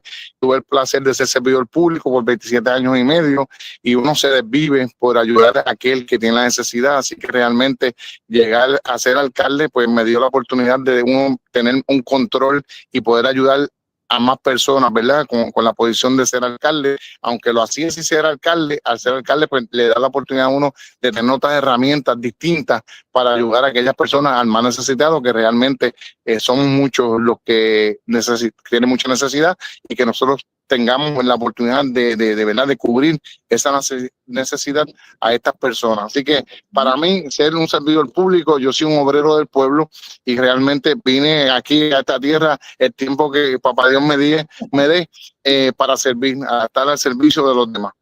Increíble, increíble. Y en cuanto a este movimiento de comunidad de que hemos estado hablando de échalo para adelante, ¿no? Usted ha sido uno de los alcaldes que ha estado bien unido a ese movimiento. ¿Qué fue lo que le dio como con unirse con propósito y con acción a ese movimiento? Pues mira, cuando Chin llega a nuestra ciudad, ¿verdad? Lo conocí a través de la base de fe y tuvimos la oportunidad de conocernos. Él tuvo la oportunidad de ser un anfitrión, de ayudar a otras personas con necesidad. Le presentamos casos, siempre nos ayudó. Le acogió un cariño, siento que es parte ya de nuestro pueblo Utuado. Realmente ese gesto de bondad que hacemos con otros, pues Chin me fue ¿verdad? Llevando a pasar ese gesto de bondad a otras personas. Y realmente, pues llegamos a unir lo que son los colores. Aquí pues hay dos partidos de verdad de mayoritarios, rojos y azules. Siempre hay esa disputa que si tú eres azul, que si colorado. Pues nosotros hicimos ese gesto de bondad con otro alcalde vecino, donde no importa los colores, nosotros estamos para el pueblo, nos unimos en esfuerzo. Él me ayuda, yo le ayudo y realmente rompemos estas barreras, ¿verdad? Que se crean sin necesidad de crearse. Tenemos lo que es la iglesia. Yo como cristiano, pues pertenezco a una iglesia, pero no importa qué iglesia pertenezcamos, romper esas barreras, buscamos al mismo Dios y que podamos unir esfuerzos tratando, ¿verdad?, de ayudar y llegar espiritualmente a otras personas que tal vez tengan ese vacío, una necesidad espiritual que nosotros podamos buscar, no importa a la región que pertenezca. Así que hemos roto dos barreras que son importantísimas para unir a nuestro pueblo sin diferencias políticas, sin diferencias religiosas y que trabajen por un solo fin, que por un solo pueblo. Wow, eso estuvo increíble. Y sé que lo vi en el video oficial de Échalo Pa'lante porque usted fue uno de los protagonistas del video. Y en un momento, así fue como lo entendí, porque era usted y otras dos personas uniendo así las manos. Y el mensaje que yo capté, si lo entendí bien, era unidos con propósito, no importa de qué religión, de qué afiliación política. Y tengo entendido que hasta usted ayudó a reclutar a alguna de las personas en el video. Correcto, sí, fui el enlace de verdad y de llevar a Chin a la Federación de Alcaldes para que conocieran lo que era el gesto de bondad a todos los alcaldes federados. Hice también la oportunidad de hacerlo con que fuera la Asociación de Alcaldes también, para que se presentara, para que explicara este proyecto que para mí es sumamente importante y a veces, ¿cómo diría? Decir que un extranjero venga a nuestra tierra hacer esto de bondad cuando eso nos tocaría a nosotros. O sea que también de parte de él llegar aquí a una tierra desconocida y prestarse, poner de su tiempo, de sus recursos para hacer estos gestos de bondad en una tierra desconocida, pues para mí también hay que agradecerle a él ese esfuerzo y ese trabajo que realiza para hacer un gesto de bondad a nivel del mundo. Y Utuado no podía hacer, y Puerto Rico no podía hacer la excepción. Exacto, exacto. Y en esto de echarlo para adelante y los actos de bondad, ¿cuáles han sido algunos de los ejemplos específicos que usted ha visto en su comunidad en Utuado en esta semana? Pues mira, además de lo que te dije, el poder ayudar a las personas deambulantes que están, ¿verdad? En las calles, sin comida, sin abrigo, sin poder bañarse, poder asearlos, darle ese plato de comida principal para que ellos puedan, ¿verdad? Sobrevivir, hacer las gestiones con el gobierno, nosotros mismos con el municipio, buscándole de manera un hogar estable, porque muchos de ellos viven, ¿verdad?, en condiciones infrahumanas. Así trabajar con los envejecientes, que para nosotros eso es un gesto de bondad, donde prácticamente, a pesar de que tienen familia, quedan abandonados, realmente se sienten depresivos porque no son atendidos después que dieron tanto por nosotros. Así que trabajamos con esa población, estamos trabajando con la población de niños, donde estamos tratando de educar a todos los niños, sacando de la tecnología, poniéndolo en un parque, en una cancha, en una pista de baile, cantando o de arte, porque realmente tenemos que sacar la tecnología. Así que hemos trabajado con este gesto de bondad y pasado para adelante en diferentes esferas, incluyendo todo tipo, ¿verdad? Tanto de niños, de edad mediana y adultos. Así que estamos trabajando con toda la población para que todo el mundo sea parte de este proyecto. Échalo para adelante. Increíble. Y a veces la gente piensa que los actos tienen que ser gigantescos, ¿no? Y hacer un impacto súper grande, pero un acto pequeño también puede tener un tremendo impacto. Si puede compartir algún mensaje para las personas que estén escuchando y dirían, ok, yo quiero, pero no sé ni cómo empezar. Mira, tal vez la mayoría de las personas que piensan en algo grande. Yo creo que es mejor tener muchas cosas pequeñas que se convierte en una grande, que en una grande se convierte en algo pequeño. Así que yo prefiero que estos de bondad sean cosas sencillas, como hasta llevar una botella de agua a aquel que está trabajando, llevarle un poquito de café a aquel que está también debajo del sol. Cosas como esas son cosas pequeñas, pero que realmente tocan el corazón de la persona y motiva a esta persona a hacer otro gesto de bondad de igual manera o de otra manera, pero realmente son muchas cosas pequeñas que se van a convertir en una grande al final del camino. Increíble, increíble. Y este movimiento ha sido como histórico en Puerto Rico. Tenemos tantos municipios, 78 municipios unidos con propósito. ¿Cuál sería su mensaje para las personas que sigan el mensaje, que lo sigan echando para adelante, no tan solo esta semana y el día 11, pero que lo sigan? Mira, esto es, ¿verdad?, un simulacro de varios días, de 7 al 11, pero realmente esto es un simulacro que debemos hacer los 365 años los 65 días del año, porque la realidad es que nosotros nos debemos a otras personas y a veces tú piensas que ese día ambulante tú nunca lo vas a necesitar y tú no sabes en un momento de riesgo, cualquier situación, una inundación, quien te va a salvar la vida tal vez sea ese día ambulante y tenemos que pensar que todo el que está al lado de uno necesitamos de cada uno de ellos. Así que nosotros nos hemos unido los 78 municipios. Yo creo que todos los puertorriqueños debemos estar unidos en este proyecto de pasarlo para adelante, porque realmente cualquier gesto de bondad hace falta en la unión del pueblo. Nos tenemos que unir como pueblo, olvidarnos de lo que nos divide y sí tener presente lo que nos une, y son estos gestos de bondad. Me encantan esas palabras. Antes de terminar esta conversación, ¿tendría algún consejo o, yo digo, gotitas del saber, ¿no?, que pueda inspirar a las personas? Lo que te dije, vamos no miremos a nadie ni por debajo ni por encima, que nos miremos como seres humanos, que estamos al mismo nivel, que todo el mundo tiene una necesidad real y todo el mundo quiere cubrirla, pero sin tener que pisotear ni el que está abajo ni escupir el que está arriba, sino que podamos ir a la par y de frente a frente buscar las soluciones a los problemas que enfrentamos todos los días, porque todos los días tenemos una situación, sea familiar, sea en el trabajo, sea como sea realmente, y tenemos que cubrirla, pero lo hacemos sin tener que pisotear a nadie, sino buscando soluciones con alternativas y haciendo actos de bondad a cada persona que se nos acerca a nuestras vidas. Me encanta. Muchas gracias. Yo salí inspirada de esta conversación. Fue un gusto y un placer tenerlo aquí. Y como ya saben, no es acerca de uno o el otro, no es división, es todos unidos, porque así es como tenemos el impacto, ¿no?, que podemos tener. Gracias por ser una inspiración. Gracias por su liderazgo. En la unión está la fuerza y en la fuerza está la fortaleza. Así que tenemos que estar unidos. Así que de parte mía, estamos en Puerto Rico, en Utuado, es el mismo centro de la isla. Gozamos de un turismo y unas bellas vistas espectaculares para el turismo, la mejor gastronomía. Así que a todo el que nos vea, los invitamos a que nos visite en nuestro pueblo de Utuado, un pueblo donde todavía se conservan los principios, los valores y que somos un pueblo conservador. Así que los invitamos a que nos den la visita a Utuado, la ciudad entre montañas. Exacto, muy bien dicho. Muchas gracias, honorable alcalde. Un placer. Y ahora seguimos con la próxima conversación del evento. Un abrazo. Un abrazo. Gracias. Sé que está súper ocupado. De verdad que le agradezco el tiempo aquí. Sí, gracias a ustedes. Un placer. Ok, igual. Ok, bye-bye. Bye-bye. Hello and welcome to the Los Angeles Tribune. Since 1886, our name has been a part of the world of journalism.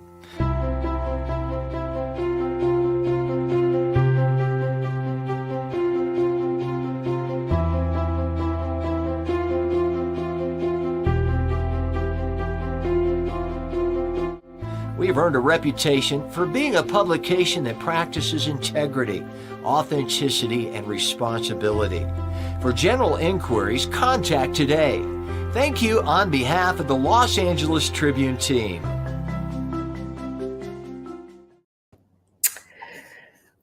Well, I'm so glad to be with you all today. And as we are gathering today to celebrate Pay It Forward, the Puerto Rico movement with Te Amo Puerto Rico, I'm reminded that leadership is not just about influence, it's about impact.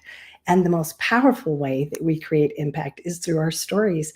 When you heard Beto Perez tell his story about how he came to the United States and all the obstacles that he had to overcome, didn't you just feel more connected to him? And I find that fascinating, how much power there is in telling stories.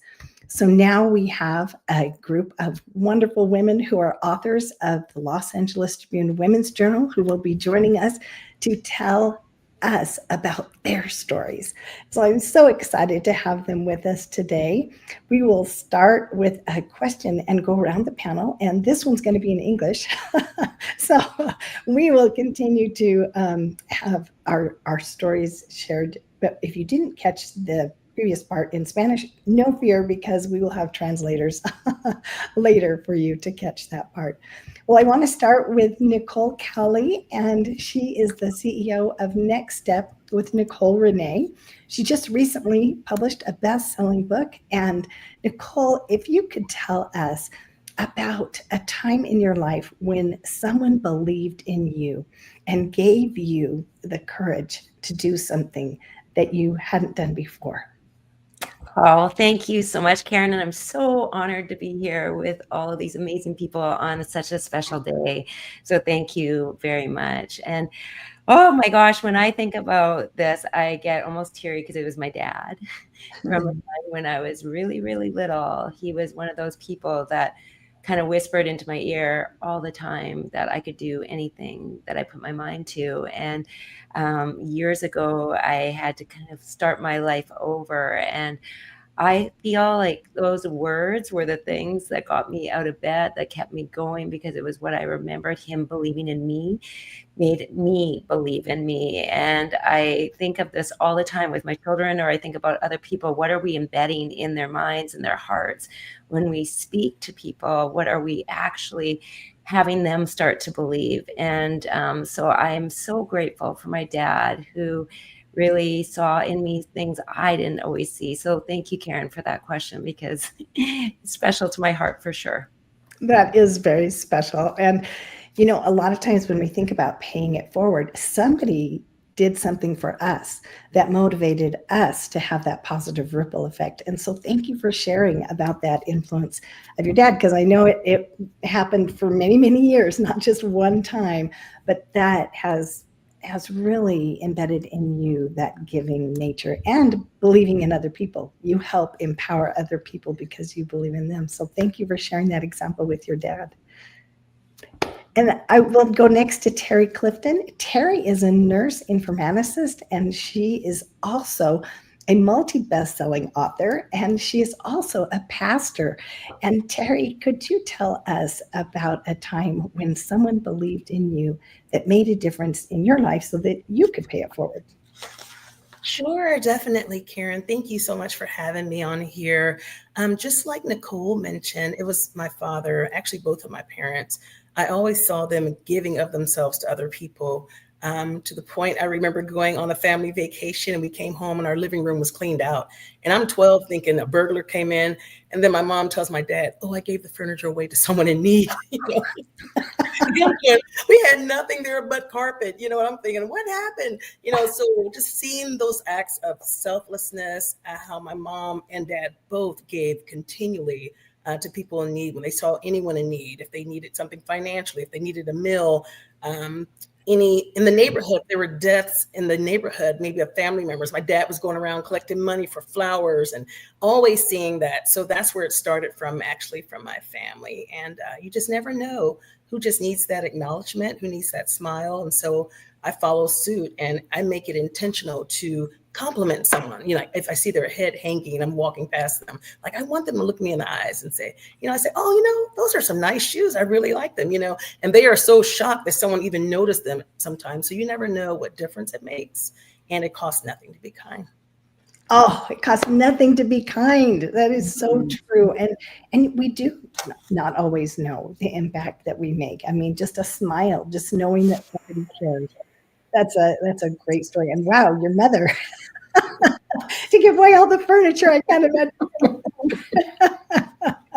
That's a great story, but it doesn't have to be that big. It can just be, you know, a text message or, you know, something. So thank you, Terry. You're a great example of that. Sure, thank you.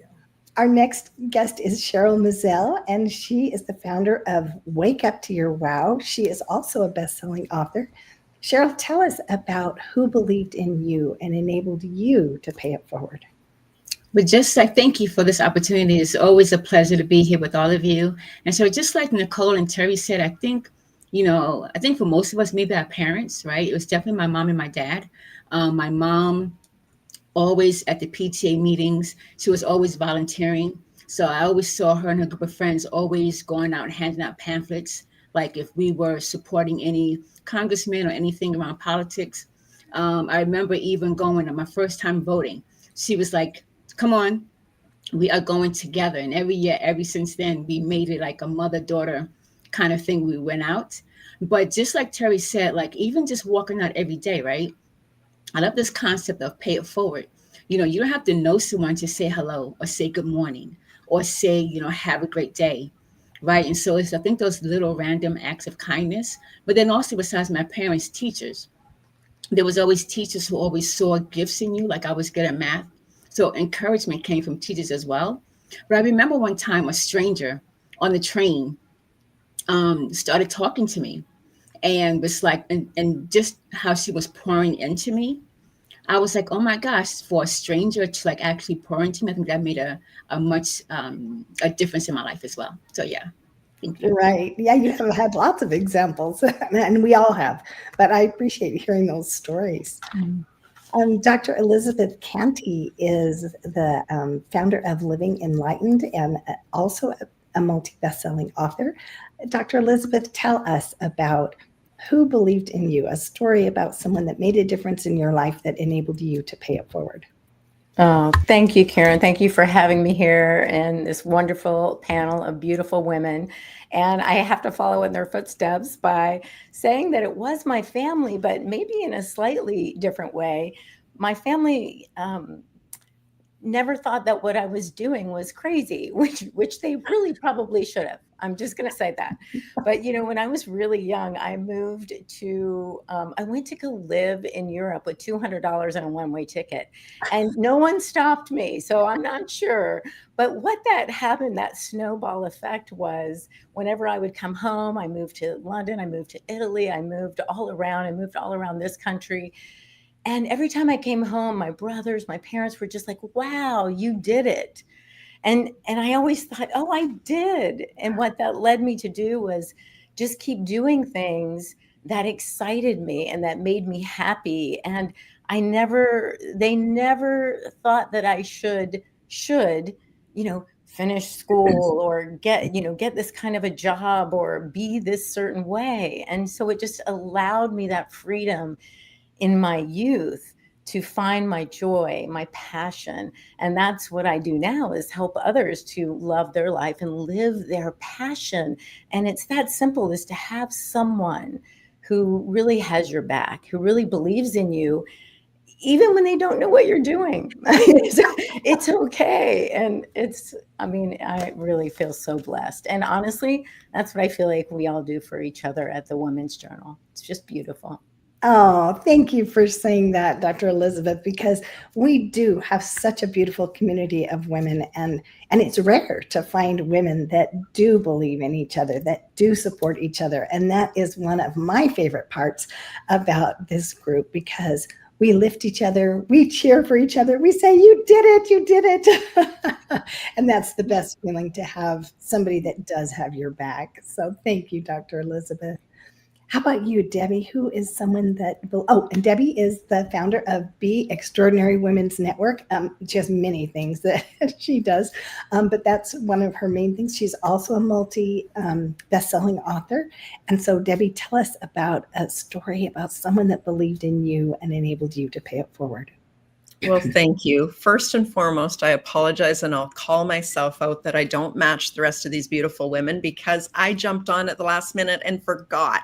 So my bad. I didn't want to change it and knock me off of this, because I really want to be here with you. I'll change it afterwards. So calling myself out on that.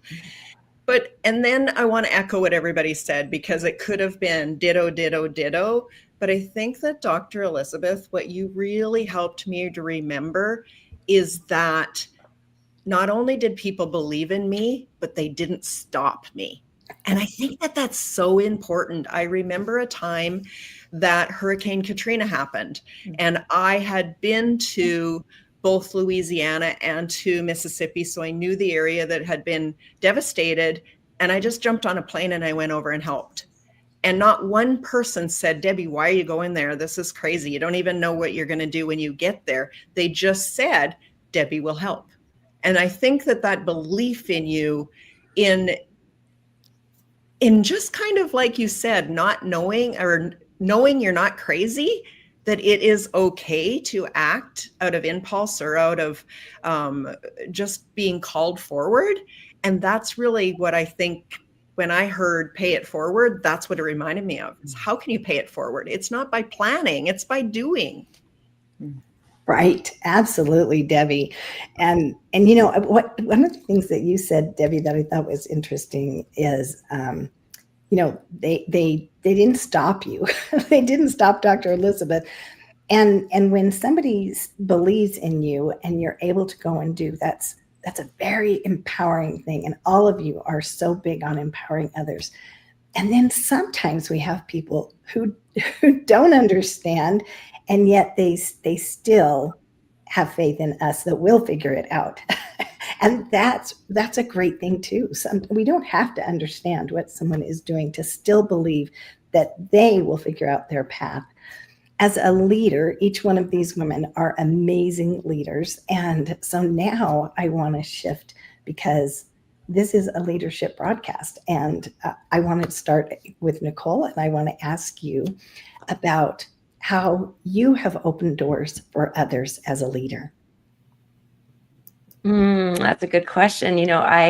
I think, many times for many of the women that I've worked with, they often don't see themselves as leaders. They've done a lot of things in their lifetime, but they haven't seen that as leadership. They just have seen it as something they should do or as something that they were meant to do, but they don't necessarily see it as leadership. And so I love to remind them about how every way they show up in life is leadership, in their home, how they are with their kids, how they are, in their job, how they are in the community, all of the things that when we show up, we are leaders, and where we lead from is so important if it's coming from that heart and what we do. And so I think what I love to do is just remind people of who they are and what they do and the power that they have, because I think they many times have not seen that in themselves. And when we reflect and when we look back, we're like, oh my gosh, you're right.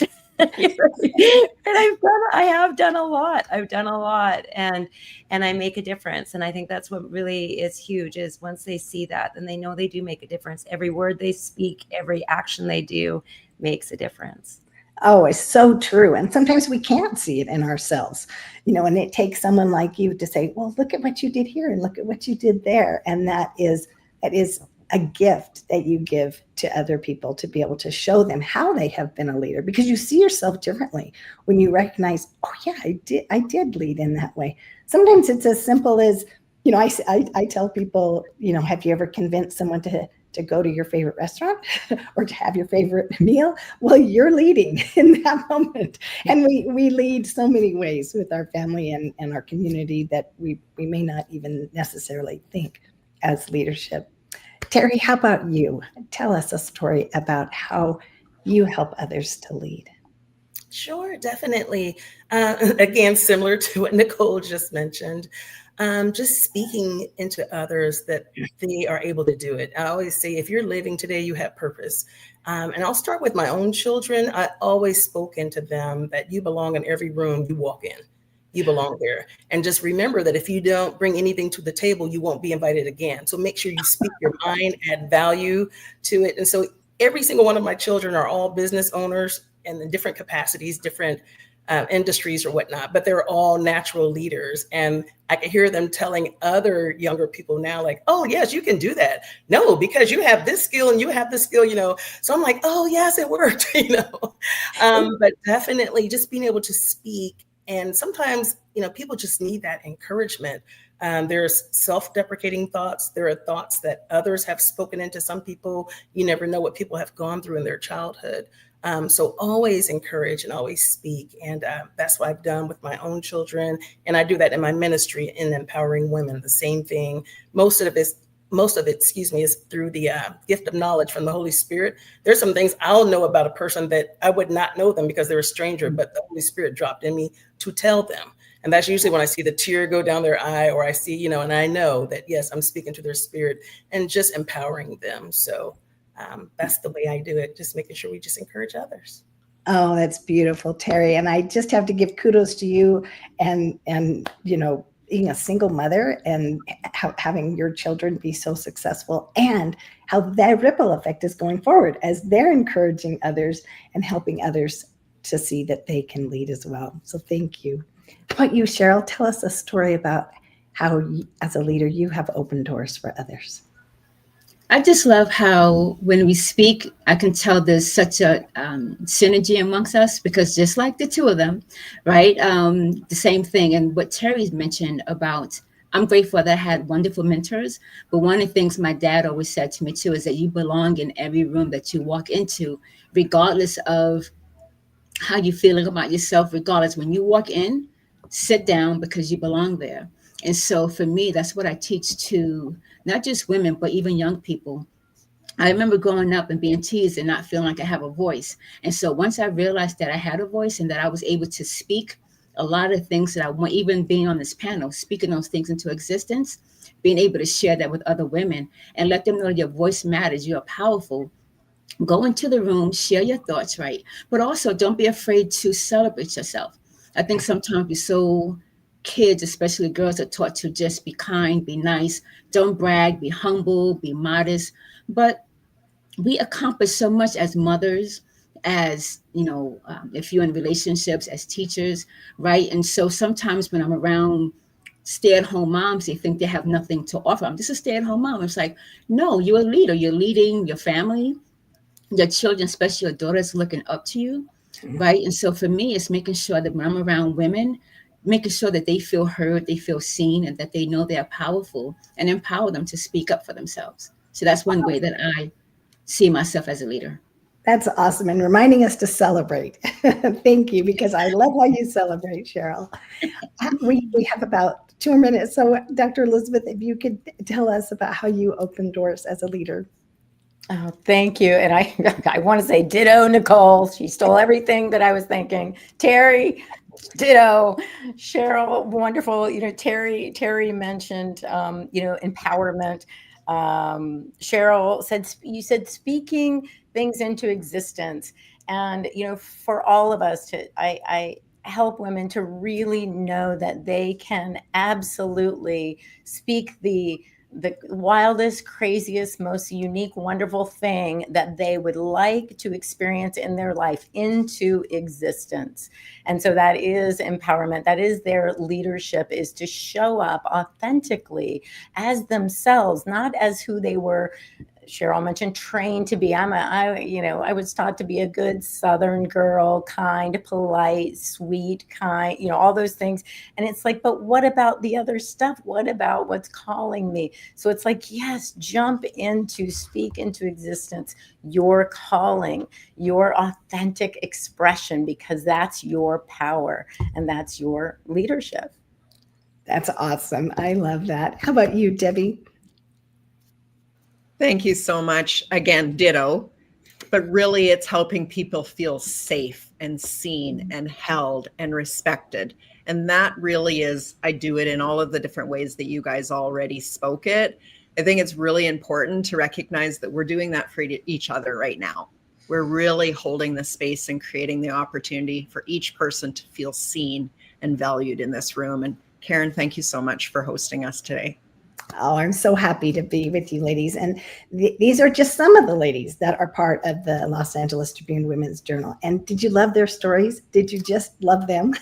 And that's what we do. So we encourage you to read our leadership edition where these women have published, and in our inaugural edition where they have published their stories.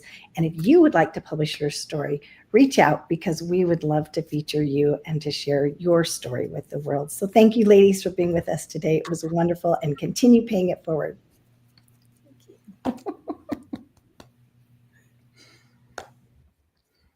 Thank you, Karen. Oh, that was awesome. So yes, it's an honor to be with these ladies. It's an honor to be part of the Los Angeles Tribune. And it's awesome to be able to have a platform where women can share their stories and where they can publish their stories. So many people want to publish their stories, but they don't know where, they don't know how, but we will help you. I'm the publisher for the Women's Journal and also with the Spanish Journal. So and I know you have a story in there. Do you know there's like 90% of people that want to write a story and only 6% actually do it? So then of those 6% that write it, only 0.5% publish it. So be in the 0.5 percentile, in the highest 0.5 percentile that actually gets your story out there. So, and one of the interesting things about publishing your story is that when you publish your story, you have more authority and more credibility, and then you can speak on events like this. All right. I wanted to thank everybody for Karen. Give yourselves a round of applause. And we're going to go to commercial, and I'll be right back.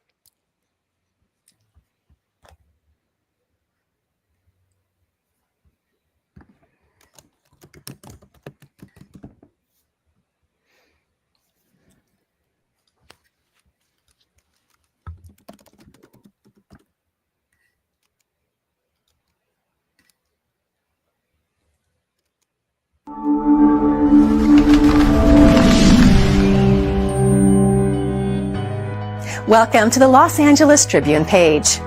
Here you will find original news programming, exclusive digital events, and shows that are directly from the community. At the Los Angeles Tribune, we believe in giving a voice to the voiceless. We are proud to be the only national brand to empower everyday people to make a difference. Since 1886, our reputation has been built on truth and responsibility. Thank you for watching and making a difference. For general inquiries, contact today. Thank you on behalf of the Los Angeles Tribune team.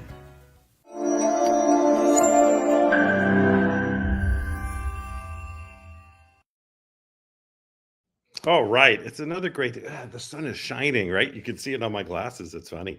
Our next guest, it's been quite a day, and our next guest is just somebody who's changing the lives of those, and through functional medicine, through healing, through really taking their stories to the next level. But just really quickly, wanted to let everybody know what a great day.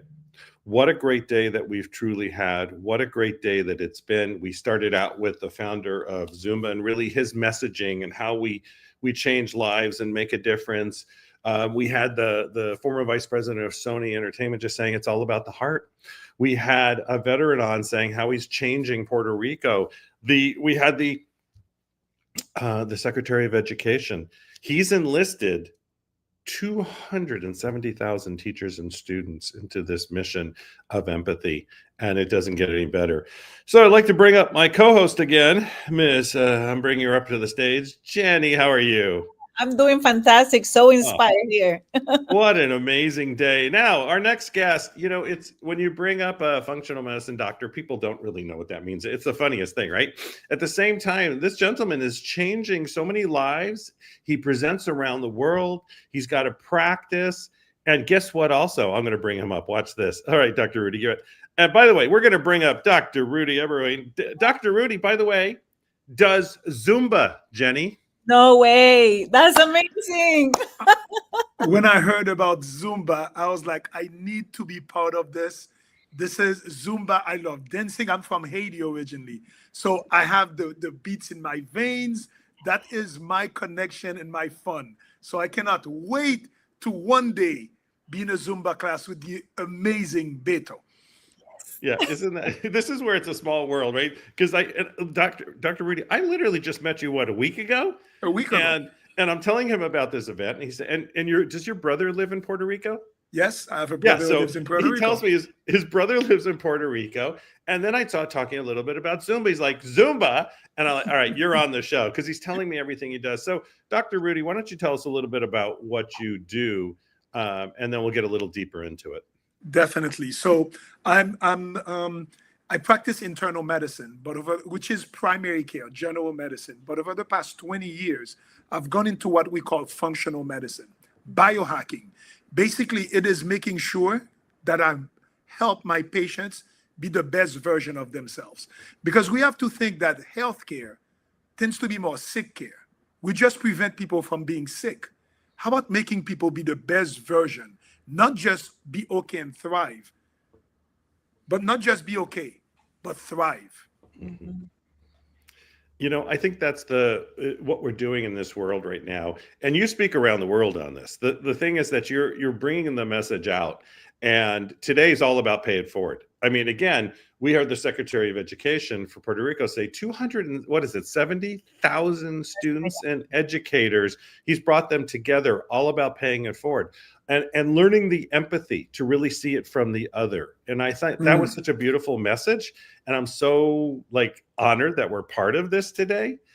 As you're, I'll turn the next question in a minute over to Jenny, but as you're building your practice and really as you're getting this message out there, what do you see? It's a two-part question. As the most positive part of what you do, what do you see as the part, I don't like difficult, but what is that part that you're going to really need to bring the education out? Thank you for that question. And I think that's to the heart of functional medicine, because conventional medicine tends to be a very paternalistic type of medicine. The doctor has his white coat, he sits on top of the mountain, he tells you what to do, you barely able to ask a question, see you next year. Functional medicine, it's a partnership with the doctor. So we come up with a plan together. I expect to perform my best, but I expect the patient to also have responsibility into changing what I always think are the pillars of health: food, movement, sleep. If I help my patients take ownership of those 3 pillars, we've already achieved 75% of wellness. Now, what else is needed? I can come in with my therapeutic tools like GLP-1 medications, hormone replacement, or whatever is needed. But we're always going to focus on the pillars. And it is not just me doing the healing. It is me and you in a partnership to do the healing. That's a beautiful thing. I have a question for you. So you have been a physician, a mentor, a leader in your space. And I believe that acts of kindness, which is what we're talking about today, have a ripple effect. So can you think of an example of where an act of kindness, either you gave it or you received it, has had that ripple effect that has had an impact into your work? 100%. So when I left Haiti, I was 20 years old and I came to Miami. My first job was at Dunkin' Donuts. I did not speak English. I didn't have enough money to go to school. I worked the first year to be able to afford college. And I'll never forget that there was a customer that was there every day. Actually, I got fired a month later because I wasn't good at making donuts. I wasn't good at making donuts. But this guy one day, he gave me a $100 tip for no reason. And I was like, no, sir, I'm sorry. You dropped this. He's like, no. He told me, I see your potential and I just want you to have this. I'm saying that and I have goosebumps because he saw something in me that at this moment, I was in the low moment of my life. I always knew I wanted to be a doctor. This guy saw in me what maybe I could not see in me. And I'm going to tell you now, I've been lucky. I became a doctor. You know, I do well. Every time I go on a vacation, I go somewhere. I make sure that I find somebody that I connect with, and for no reason, I'll leave them a $100 bill for no reason. And this is just the monetary part. My paid forward, why I'm so excited about this, because people don't realize the power that each one of us holds. It's not about money. Sometimes it's a smile. It's just saying the good morning. It's keeping the door open. It is those little acts of kindness that to me have the biggest ripple effect. Wow. Yeah, that was really good. You know, you ever have those mic drop moments? That actually was, yeah, I know that was. I'm like, don't have a question at the moment. And by the way, everybody out there, you hear a lot of this. This is just conversation because I believe the world needs to have more conversation. And you saw a lot today was not about asking direct questions. It was really we're in a movement. We're in a time that there's healing. That healing always needs to happen. I think that gets over. Healing should be every day, and it's about the heart and it's about what we bring out. I think that makes that difference. So it's interesting because you said when you came here, you had so little, you didn't know the language. And that $100, how that, sometimes those are the things that somebody sees something in us that we don't see in others.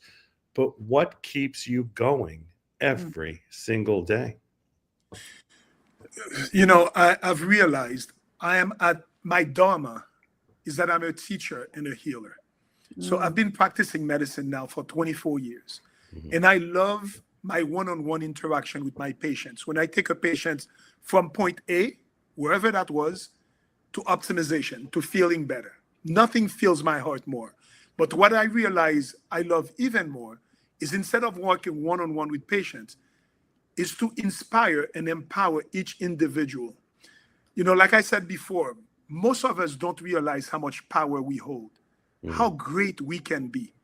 All we need sometimes is to have somebody believe in you, guide you, put you on the right path, and the inner healer, the inner person can really come out. So many distractions, so much on social media that you told you're not enough, or you'll be enough when you achieve this, when you look like this, when you have this, and you forget that you're amazing right here, right now. And then for me, my tools to help people were always medication, right? This is what I was trained as a Western conventional medical doctor. I have medications, I have hormones, I have all those things. But I've realized that my biggest tool as a healer is the inner dialogue of the individual, their inner confidence, their inner thoughts. And if I can spark this goes further than any modern therapeutics or medications that I can give them. You know, go ahead, Jenny. No, I love what you're saying, because in your shift, you went from acute care to preventative care, right? And if we link it again to the act of kindness, can you share in your experience how act of kindness have actually an impact on our health? It can be individual, but also community. So, and it's interesting. I talk, because I'm the MD, I talk about the biology behind our psychology. So there's a biology of kindness. So when you do an act of kindness towards somebody, there's a hormone called oxytocin. Oxytocin is the hormone of love. This is what gets in our body when the baby latches on to the mother's breast, or when we get a hug, you get oxytocin. And oxytocin, when it's elevated, it's been shown to decrease inflammation, is to bring you in a state of elevated mood. So there is a biology to kindness. It is not just psychological. So when people understand this, that doing this to somebody, it's not just a psychological act, you give them a biological gift. Yeah. You know, it's great because you mentioned that too. And we talked about, you know, it's about vibration, right? And there's a vibration. And it's interesting because the panel coming up just a little bit after you there's a Grammy Award winner, right? Wow. We have musicians coming. And so, I mean, this beats, it's amazing how when you take a look at a schedule in life and it's about that vibration. And I knew you might talk about that a little bit in the way you did it, but then to have the panel coming up in about 10 minutes after you, that's just great because it is about vibration. The body works by vibrations, and that's why we do the dance and the music and you know, at our big events, we have everybody stand up because we're what we call is heighten the state. And, you know, when you do that, when you heighten that state, you get people in that, it's that learning. It's the same thing that you're doing, it sounds like, with your patients. You're taking to the point that they'll actually hear, because, you know, sometimes we walk into the doctor and we just blank, right? We put the blinders on. We can't believe, we don't want to hear. And I think what you're doing is just an amazing piece. Where do you see, we have a couple minutes left, but where do you see not only yourself, but where are you going to take medicine? Well, it's, again, the movement of biohacking, of functional medicine, you know, they call it alternative medicine. I don't see it like this. This is healing. And the movement of this, I think it's going to get bigger. There's a lot more demand, a lot more thirst from the consumer standpoint on it, because now patients see that they can participate in their own wellness. So I think this is going to get bigger. And I love what you said, Michael. It's all about energy. And I teach my patients that every emotion is on a spectrum of energy. You have low energy vibration emotions like jealousy, envy, fear, you know, everything, low vibration. How about we try to move everything to high vibration, which is love, gratitude, service, passion. But I tell people to realize that they are humans. We cannot live all of our life on the high vibration. We're flesh. We're weak sometimes. You will go down to the low vibration, but the key is to bounce back quickly. And sometimes it is an act of kindness from somebody that helps you bounce back. But here's how I'm going to leave it to everybody. Paying it forward to me always starts with paying yourself first. Yes, I'm going to wait for somebody to do something for me to pay it forward, but I'm going to fill my cup every morning. And every morning you wake up, you have a chance to fill your cup. Do something that feeds your soul. For me, I go walk on the grass. I sit down. I'm lucky I live on the water. I look at water. I'm a water guy. I look at the sun that reflects on the water. I say gratitude, and I fill my cup. And I'm ready to pay it forward, even if nobody gives me an act of kindness. I'm a giver because I fill my cup every day. Yeah. That's, you know, it's the point of, right. And the more full we are, the more we have to give out, the more we just, again, I always, people know, yes, Michael, you're talking about, yes, but I have grandkids. And to me, I look at them and I look at the you know, the nephews, the nieces, and the next generation, and really, you know, how we're going to change the planet. You know, it's been a pleasure having you on. And what's amazing too, at the same time, I'm chatting with you. We're getting this done. We had Beto on. Now his team has said, let's do this, Miami. And we're going to work on an event in Miami. So we're going to have all of you there, and we have a Miami property. I know, but this is Don't where the get me universe. excited. I'm going to do it myself. We'll go dancing, Dr. Rudy. Yes, actually, yes. Because Jenny trained for many years people in Zumba. So Jenny, right? We're gonna have Dr. Rudy up there on stage. You got to get him right, whatever he needs to know. Jenny, I can see that already. I'm watching you and I'm following your steps one by Let's one. go. It's gonna be kind of raise the weird for energy. me, but I've learned how to remain very vulnerable. And any culture that loves dance is a culture that I appreciate, and especially when men dance. Because sometimes men think they are too tough to dance and they stay on the side. I bring all my friends. I'm like, close your eyes. Dance like nobody's watching you. It's so liberating. So I love that, Jenny. I cannot wait. You got to come to Miami. Let's do it. This will be great. Well, thank you both. This is just, it's always amazing how we make a difference at everything we do, and we make changes. Also, just quickly, Dr. Rudy, what's the name of your podcast? The Best Life Code. Best Life Code. I'm trying to bring their best life to each and every one. Awesome. And you're going to be on, so you'll have Jenny on yours. Jenny, what's the name of your brand new podcast coming out with Pablo? Very caliente. Caliente. The two of you, I think this is going to be awesome. You can feel it right away. So, and actually you'll be on ours too. We're launching through many channels, unmuted, and we'll talk about that as that comes forward, but we're really excited, and it's filmed here, and we have one of the co-hosts lives in Thailand and one lives in Australia. So it's just, this is a great day for doing everything that we're doing. And by the way, to everybody, yes, I'm getting private text. Dr. Rudy, you will be seeing him. He will be on our next shows. You'll be seeing him at the live events. He's part of the family, and he's just amazing. So thank you both. We're going to go to commercial for myself and Mr. Mo Rock and our CEO, Parisa Rose, and the Los Angeles Tribune. We're having a great Pay It Forward day. It's all about being of service. And team, when you're ready, let's take it to commercial. 3, 2. Hello and welcome to the Los Angeles Tribune. Since 1886, our name has been a part of the world of journalism.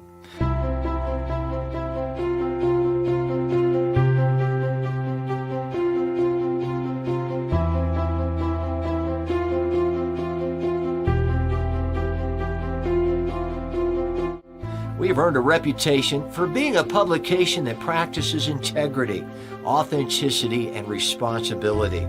For general inquiries, contact today.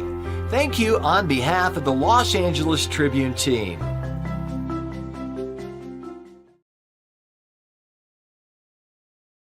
I am just blown away by the stories, the conversations, and the stats we've heard so far at the Pay It Forward Leadership event.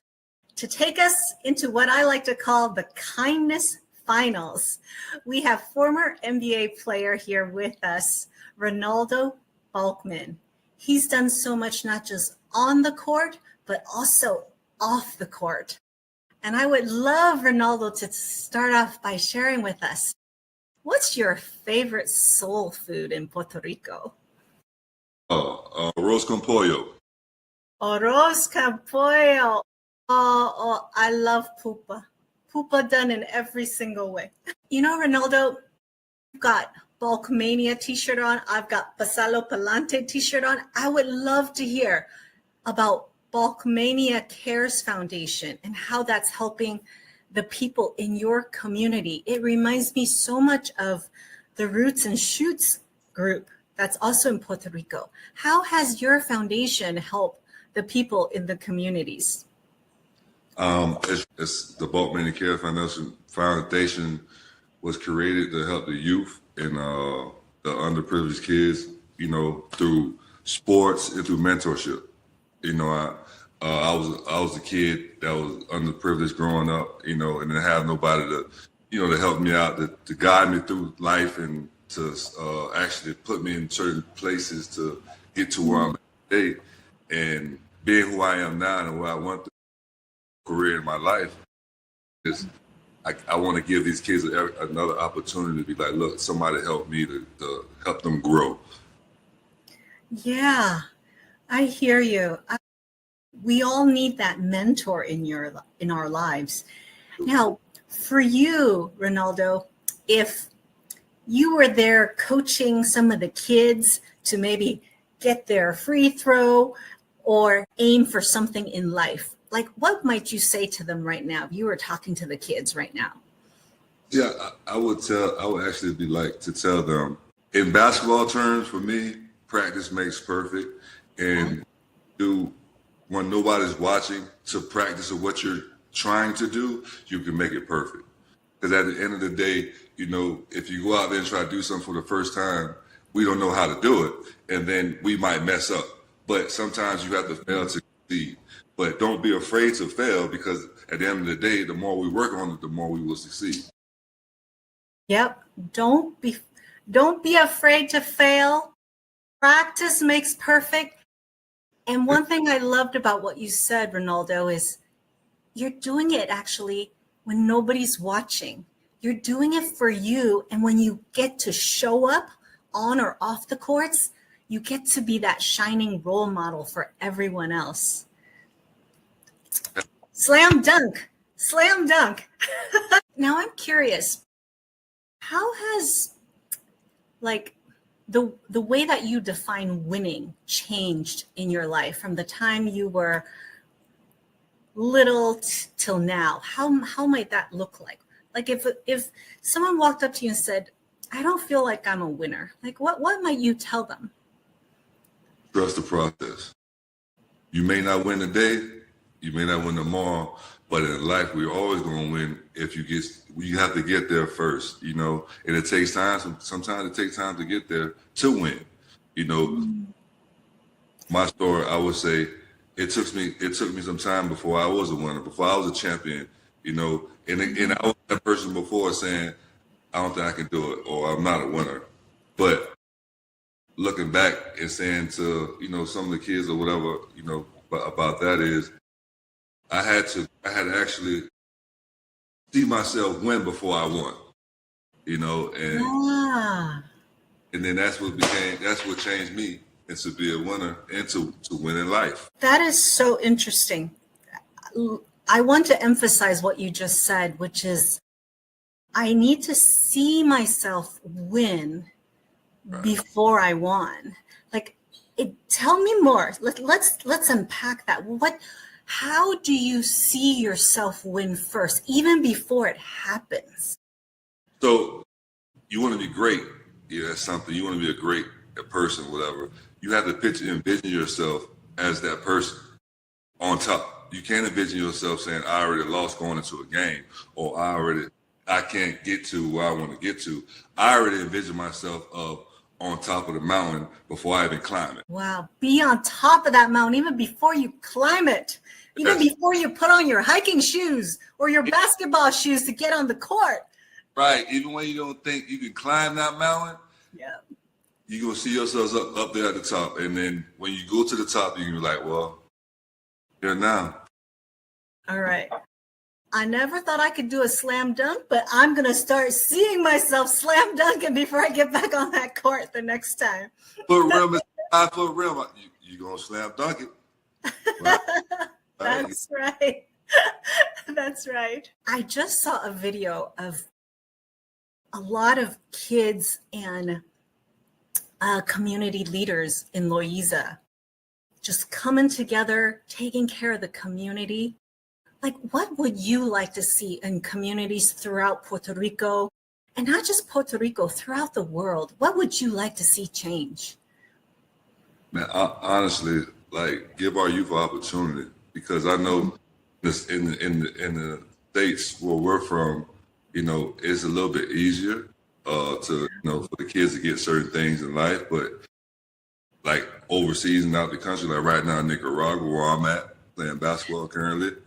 The kids don't have opportunities to even see what we've seen, or, to grow how we grew, and I just want to give back to those communities about what I learned that they don't know, that they probably would never even see unless they're watching on TV. But I'm here in the flesh to let you know, listen, okay, we can do this, and this, and you can still be that person you want to watch on TV, and that's a life lesson learned that, some kids won't get unless you're in the flesh. Yeah. Yeah, it's about doing it and being in the flesh, in the moment. So if the kids in Nicaragua or anywhere else who's tuning in right now, you heard it from Ronaldo straight up. Yes, go ahead. Go for it. So even like what you said, like for me, every country I go to, I try to give back in the community some kind of way. Like right now, I feel like in the next 2 to 3 weeks, I'm gonna do a basketball camp and a basketball clinic down here in Nicaragua. Also, to show I come from the NBA. I was at the highest level, and I can teach you some things that your coaches or your former players that never been on that level. Something that you always can remember while my time is in Nicaragua.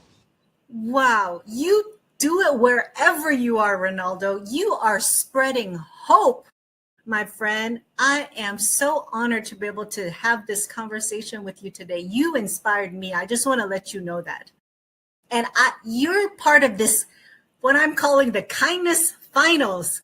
We are about to close the Pay It Forward Day with this leadership event. But before we do, if there's someone out there who's not quite sure how should we call it, pass the ball forward like you're doing right now, give them an example of something anyone can just do, not just today, but we want to make this every day. We want to make this the new norm.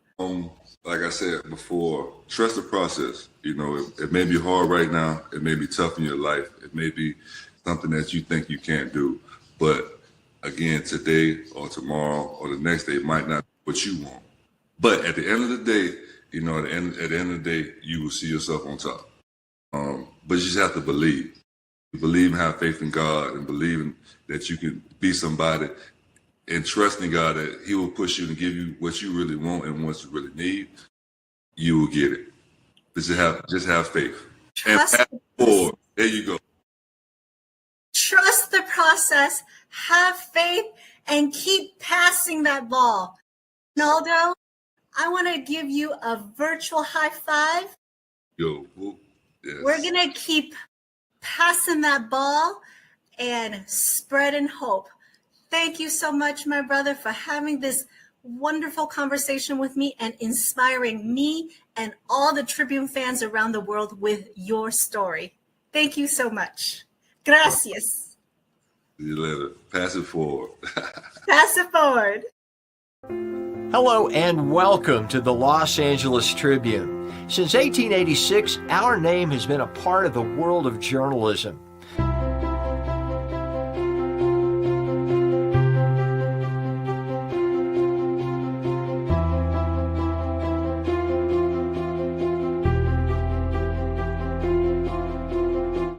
We have earned a reputation for being a publication that practices integrity, authenticity, and responsibility.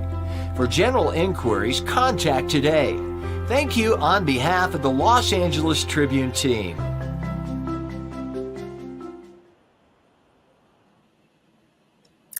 Oh, I love that conversation with Balkman.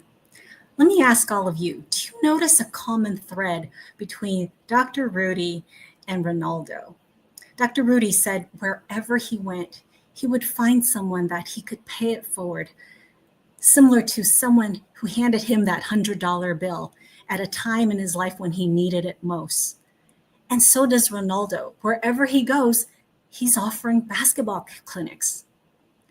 So I'm going to invite all of you to take just a brief moment right now to think about, what can you do in your community or whenever you're out and about in the world?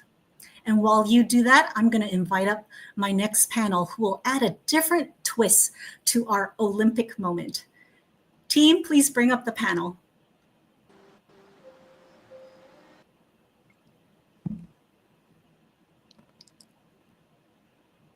Hello, Dr. Lisa. Panel.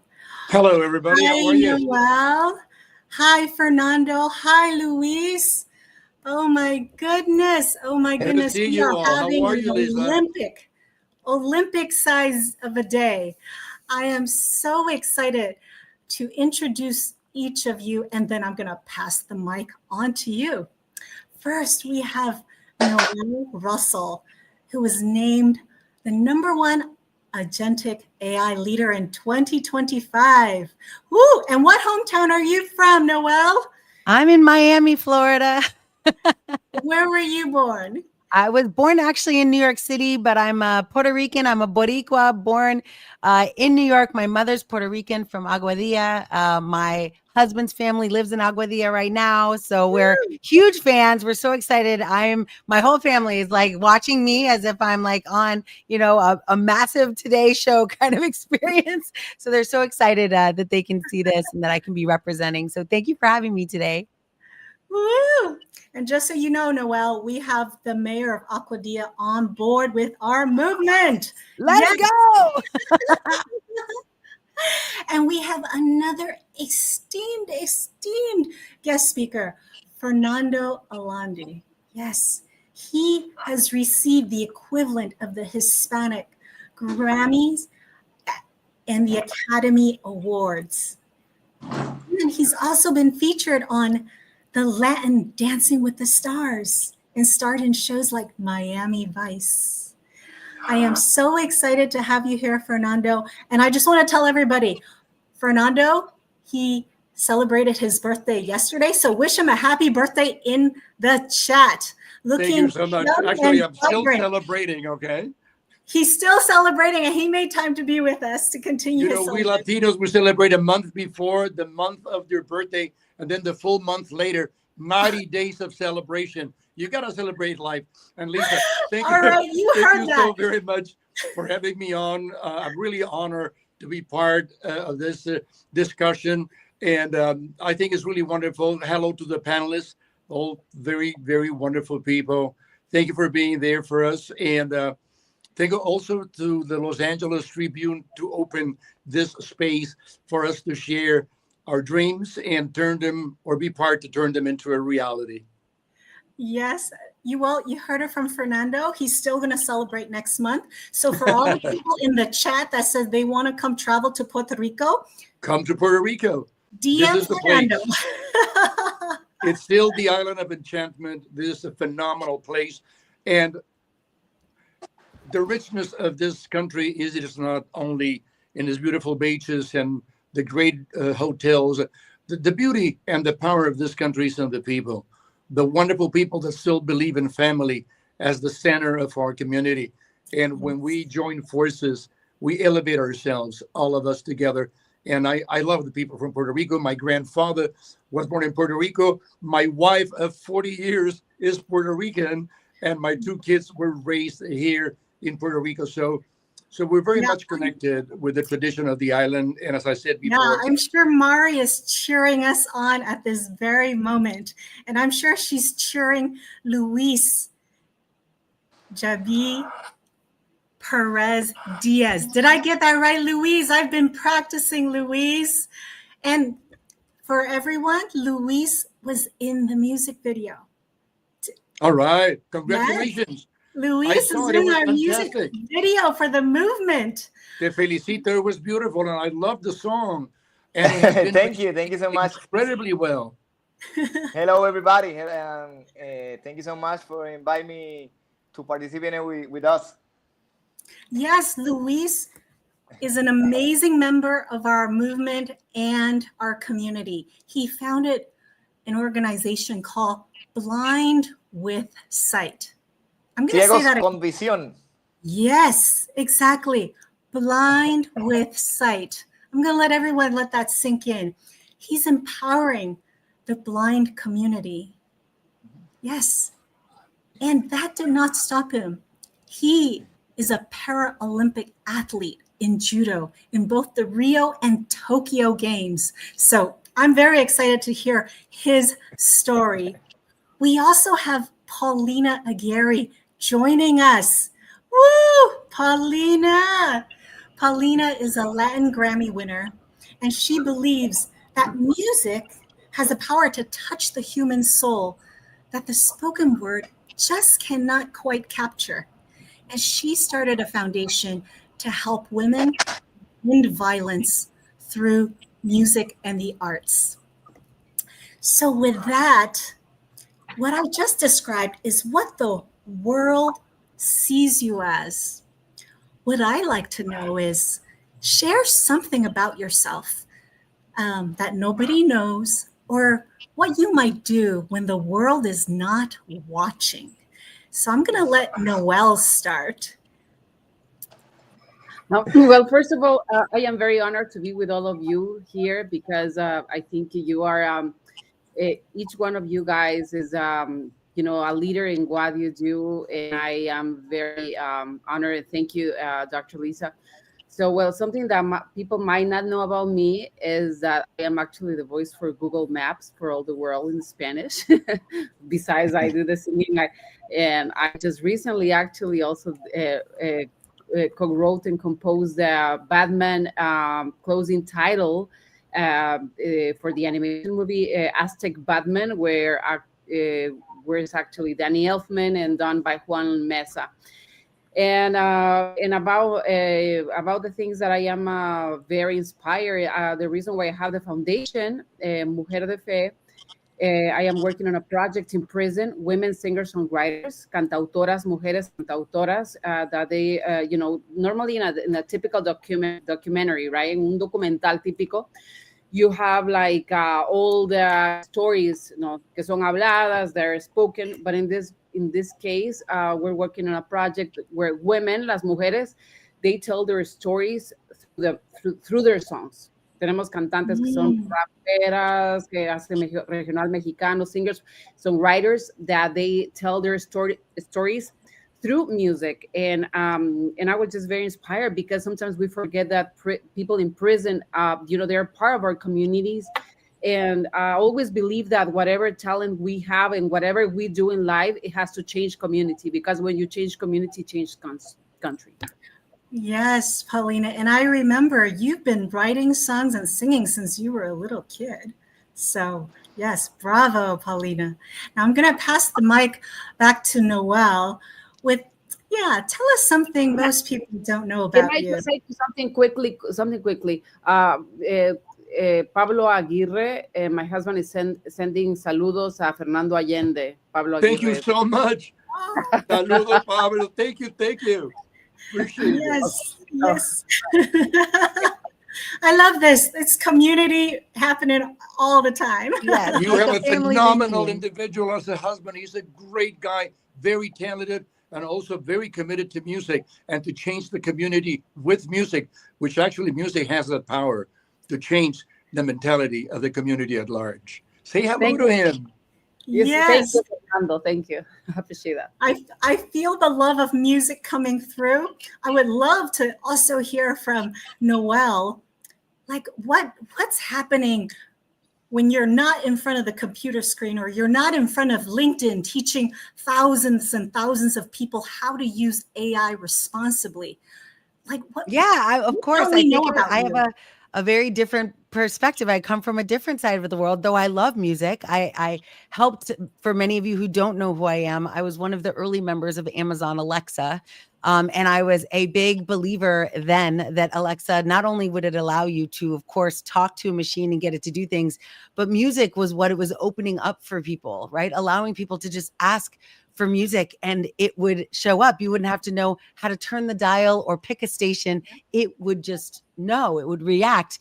And so some of the things that I love this question, because I am, of course, on stages all over the world. We just passed 3.4 million people trained on LinkedIn. So huge numbers. But one thing that many people don't know about me, in the early days of Amazon Alexa, I built over 100 applications for Alexa. But many times the people that, the apps that I built, the people around me were like, nobody needs these kinds of apps, Noelle. Why are you building these? And I just want to let you know some of the ones that I built. And they were around, like one of the first ones was called Christmas Kindness. And it was an idea application on Alexa that you could just ask Alexa for an idea during Christmas to bring kindness into your everyday activities. And that spawned a bunch. I built Christmas kindness, corporate kindness, couples kindness, anytime you wanted to ask about doing, and that's why I just think it's an interesting thing. Most people don't know that those are my skills, that if you ask for a random act of kindness, that's my code that runs. But it extended from there to mindfulness and prayer. And I encourage everyone to think about this, especially in the age of AI. Now we have the power to use our words to create things in a way that we never could before. But back then, when I wanted to build kindness and mindfulness type activities, everyone told me I was crazy. They told me no one needs kindness, no one needs mindfulness, no one needs prayer on a device like this. But I knew different. I felt different. I came from my life experience. It led me to believe that this was something people wanted, and they did. And I think today, many times, we might want to do something nice for someone. We might want to build an app. We might want to create music. We might want to dance in the streets, and people might call us crazy. But I think it is in that beautiful moment when maybe people call you crazy, but you do it anyway. And then surprisingly, the world actually comes right along with you. So don't be afraid. Be brave enough to be the most kind person in the room, the most positive person in the room, because though they might think you're crazy at first, they actually are just looking for a reason to join right along with you. We love crazy here. And right, on this show, we've done two very crazy things. We broke a world record, and we had something very rare happen through the Heart Math Institute. We reached the highest level of coherence on the island. Woo! So yes, we are all about crazy. And that just gives me an idea for Pasapo Palante next year. We might have you help us with our app. Let's go. Luis, I would love to hear your insights on why you called your organization Blind with Sight. Yes, everybody, say hello. My name is Luis. Sorry because my English is not the better, but I try. I born blind.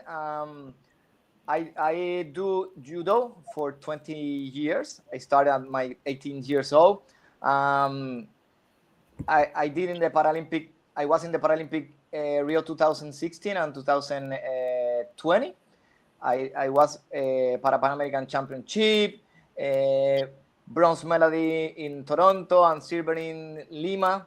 And right now I do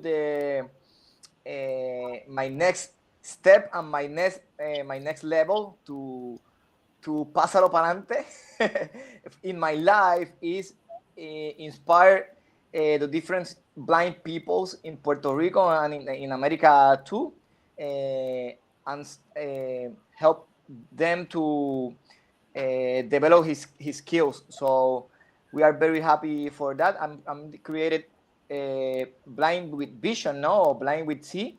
In Spanish is ciegos con visión, because we didn't have we didn't see, but we have proposed to life. No, we want to inspire the blind community, to implement his skills, no, to create a job, to do it, continue to university, to do it, inspire the society, with this example.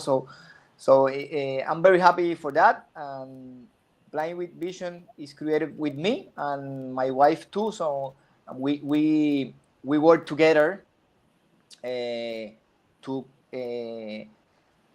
offer 4 important service for blind. First one is teaching for the braille system to reading with the hands, no? Orientation and mobility is the different skills to using the white cane for blind people. Technology is including using computers, cell phones, and different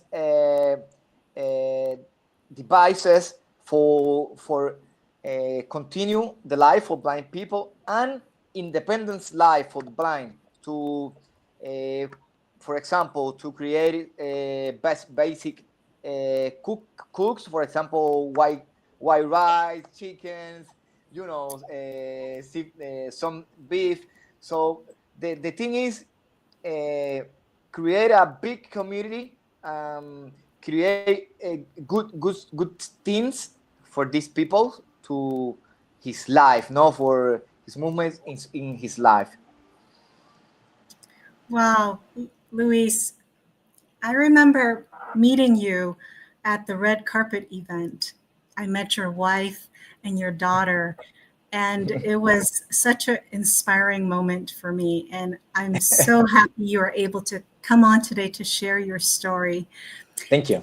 Do you want to add anything? Is there something most people don't know about you, Luis, that you would like to share? Now that I know you love cooking and things like that, is there anything else you would like to share?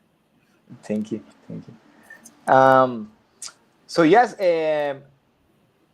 repeat again, Lisa. Sorry, because my internet is a little bit air. Oh, I would love to. Is there something most people don't know about you, Luis? Like, we know that you've been to the Rio Games, you're a Paralympic athlete in judo. Is there something you would like the public to know about you that most people don't know about you?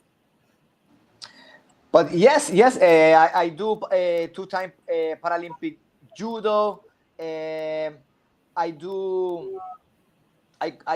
am the first blind judo competitor to participate in the competitions in Puerto Rico with conventional athletes. I won medals in the university competitions representing the UPR of Puerto Rico. I am the first, so I create the space for the future blind people and blind athletes, to do the difference in his life. No, first with the sport, and now with my with my wife, no, and with my children too. She have 7 years old, and she is the best proposals my life. Luis, thank you so much for paving the way for the blind community. Now I would love to pass the mic to Fernando. Tell us something that people may not know about you. We've all seen you in front of the camera. What is it like? Do you really want to know? Okay, between us, I pee on the bed and bit my nails till I was 11. Nobody knows that, but now you do, panelists. You know it. Just the panelists. We'll keep it within the five of us. I met my dad at 15 years of age. It's a really interesting story that I hope I'll be able to share sometime to inspire other people. Would you like to share a short portion of that story right now? Well, I met my father in a Sunday, Father's Day, and I spoke with my grandfather who had raised me, and I don't think that he ever was able to digest what I asked for. What I said today is Sunday, Father's Day, and I would like to go and meet my dad. And the next thing he says, okay, hand me the phone book, and he always carry this pens, So they are Mont Blanc. They used to be Parker. So he got it. So he opened the page on A, and he wrote the address in a piece of paper, and he gave me $50. So I went to meet my family, and it was something really interesting coming from a family, a hardworking family. I never lacked anything. I had the best schools. I had cultural travels all over. But this side of the family worked at 4 o'clock in the morning every day, and they would hit the sack at midnight. And it was the whole family working together. And I've been able to carry all this situation because my whole family, it's also, and I don't know how much time we have. I mean, I could really give you a lot of information, but actually, how about in the next minute, Fernando? The most beautiful thing that I'm doing that nobody knows, but now they will know. I'm involved with this incredible movement in Puerto Rico by the name of Pásalo Pa'lante, pass it forward. And it's a movement of compassion, a movement of love. And the only thing that people that receive this gestures of kindness is to do the same thing. Pásalo Pa'lante, and for the person that receives it. And, I'm amazed. Well, I'm not amazed. I'm very happy in the way that the whole society has become one. And here comes my family, because it's my wife, Mari, Elan, my eldest son, Adan, myself, my 2 grandchildren, and we're all involved in this phenomenal movement. And what this proves, everything comes from a thought. Creation comes from a thought. But one individual can truly change the whole dynamic of society. And I'm not allowed to mention names, but those individuals, I want to praise you guys, because it is because of you that we can feel love, share love, touch compassion, embrace each other, care for each other. It takes so little to receive so much in return. And that is my message. And I'm really honored and be happy to be part of this panel of incredible people. It's amazing. I found you, and I haven't seen you in such a long time. You're a husband, and I really admire what you're doing. Yeah. Really admire, and you and your music. Well, listen, I'm also a musician. It's really, sometimes it's hard for me to say, but I mean, I have recorded 236 songs, and this is because the Mexican government endowed me with the position of ambassador to the mariachis. So I was able to record all this amount of music, plus creating with my son and my other son and my wife, and we're all into music because we Fernando, believe. I would love to have a little surprise for everybody. Well, I'm not going to say it now, but I think you might know. But we're Lisa, we are very much aware of how music, and I know that the panel will understand where I'm coming from. Music is sound. Sound is vibration. Vibration can move the elements of understanding. And we have the power in our hands. And that is why I believe it's so important to create good music. I don't know, Lisa, I'm not allowed to say much, but I mean, the song that represents this movement, I cannot that is why but I mean, we have surpassed, but I am not going to say anything, okay? Anything. It's been a pleasure being with you guys. Let's do it again. Fernando's very excited. We're going to save that for the end, Fernando. To be alive. What I would love to ask everyone is, this movement, Pasalo Palante, was birthed from one idea that sparked into a roaring flame. A social movement. Yes, a social movement that is burning inside every one of us who's been touched by this. And so many that have been touched by the frequency that Fernando just speak of. Yes. Share one piece of wisdom with our worldwide audience here that will stroke the fire within them. This could be Paulina, translated. would you like to take it away? What is one piece of advice that you can give that will help stroke the fire within every one of us? We felt some already. We felt it burning. What is one piece of advice that you've either used to light up your own fire or that you want to use to light up the fire within? I would use a slogan which can be translated in every single language in the world. Pásalo pa'lante. In a good way, in good energy, in good vibe. Pásalo pa'lante. And if there's a condition, you receiving what you're receiving, give another hug. Give another kiss. How about that? You gave me an idea, Fernando. We're going to save that for the end. Pauline, Paulina, would you like to share your one golden nugget? Well, I think I've learned from big people that are people with a lot of faith. And I want to say that maybe 3 people in my life that when they are Armando Manzanero, somebody that I do respect a lot, and also Mario of Camila. The first 2, they told me, I asked, like, how did you get to the place where you are now in life? And basically what both of them say was because I was hungry. Le tenía hambre a esto. I really wanted to do it. And it didn't matter if I felt creative or not. No importaba si me sentía creativo o no. But I used to wake up at 6 in the morning, get into the piano and just warm up my fingers, and then sacarle la punta lápiz, like get the pencil with I don't even know how to say that in English, but and then something nice is gonna come. Y algo hermoso va a pasar. A beautiful song is going to come out of it.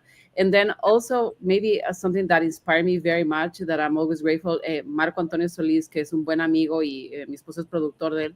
Un día he sent me Marco Antonio Solís, and he said, I have something to tell you. And I told this to my daughters, and I've been wanting to tell you this for a long time. And he said, not everybody can get where I am, but doesn't matter. Yes. You have a responsibility with the I talent. love that, Paulina. Yeah. Feel that hunger, and there will be a song that might be birthed through you. How about you, Noel? In one sentence, share a golden nugget with us. I will just share something that I live my life by, and hopefully it will be helpful to others. I actually have a series of principles. So if you want to find me, you could just go to noel.ai on Instagram. And these are listed. There's 7 virtues of mindful leadership, of what it takes to kind of survive in the world, not just of technology, but of human, and how human and technology live harmoniously together. And my favorite one is happiness is a choice. Kindness is a choice. It's a choice you make every single day, in every single moment, and that it is something that you choose no matter how hard. I mean, I've had some very hard things happen in my life. Yes. But I always say, no matter how hard is a things are going, no choice. matter how bad, like extending kindness, being happy, providing energy to a room, that is your choice. And it is a gift that you can give unconditionally. Kindness is a choice. Yes. Luis, one golden nugget in one sentence that you could share with us.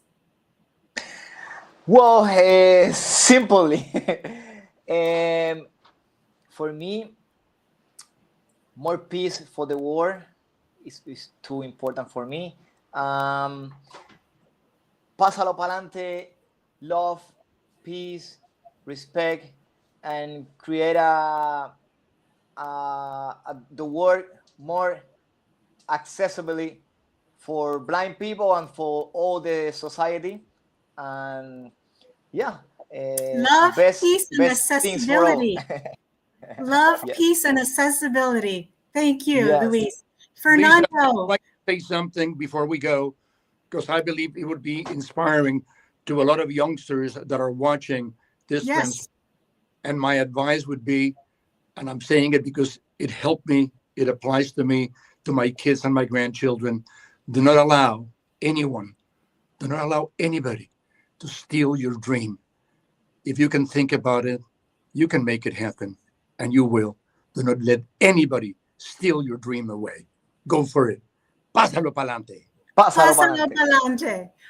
Fernando, I'm going to invite you to sing 2 verses from the Pasa Pa'lante song to take us away.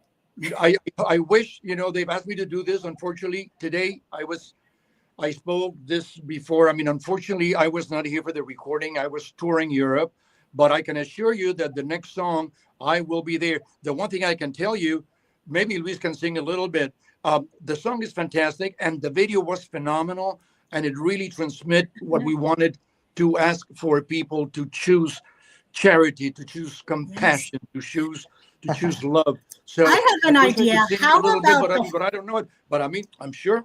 How about the 5 of us? I'm going to count us down, and we're all going to say Paso Pa'lante together, okay? And then we're going to... Yes. 3, 2, 1. Pasalo pa'lante. All right. I want to thank you to everyone on my panel for adding this unique angle of music, AI, and athleticism to our Olympic moment today. Thank you. Thank you so much. We will break for a commercial. Thank you so much. The best to you. Hello and welcome to the Los Angeles Tribune. Since 1886, our name has been a part of the world of journalism.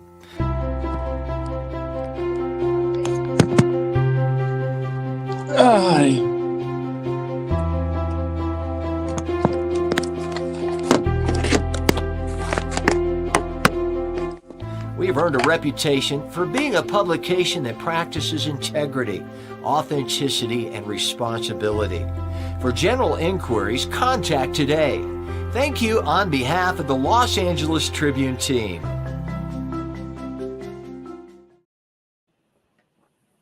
To introduce our next guest for our Pay It Forward event here in Puerto Rico.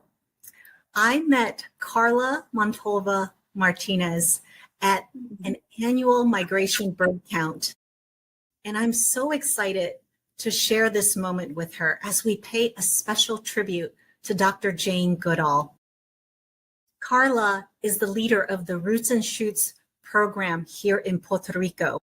And I would love for Carla to share any exciting projects that the group is working on right now. Carla, what are some group projects that your group is working on right now?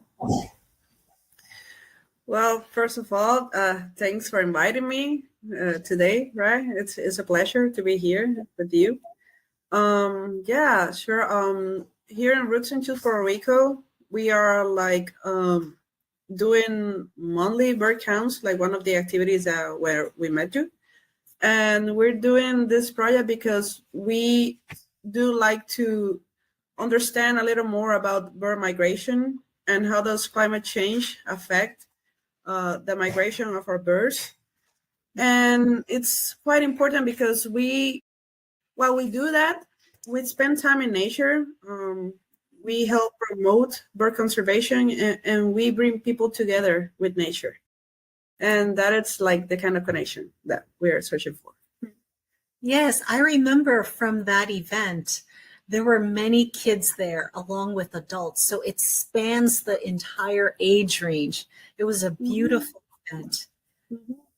And Dr. Jane, she always says, every life matters. So migratory birds, humans, all of us are such an important part of this ecosystem, and it affects the climate, like you just said, Carla. So I'm so curious, what is Roots and Shoots doing to help youth make change in this world?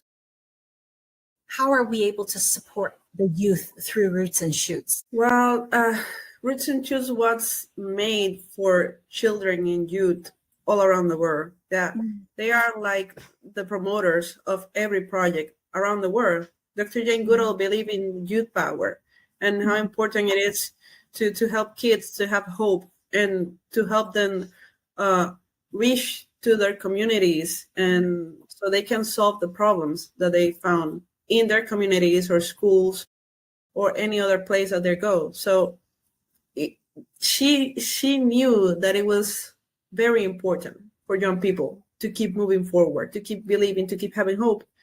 And that's the beauty of it. Roots and Shoots is made for youth, created for youth people and more grown-up people.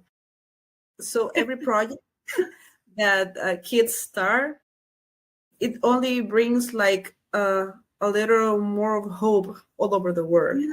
They keep spreading like roots and shoots, like what they are.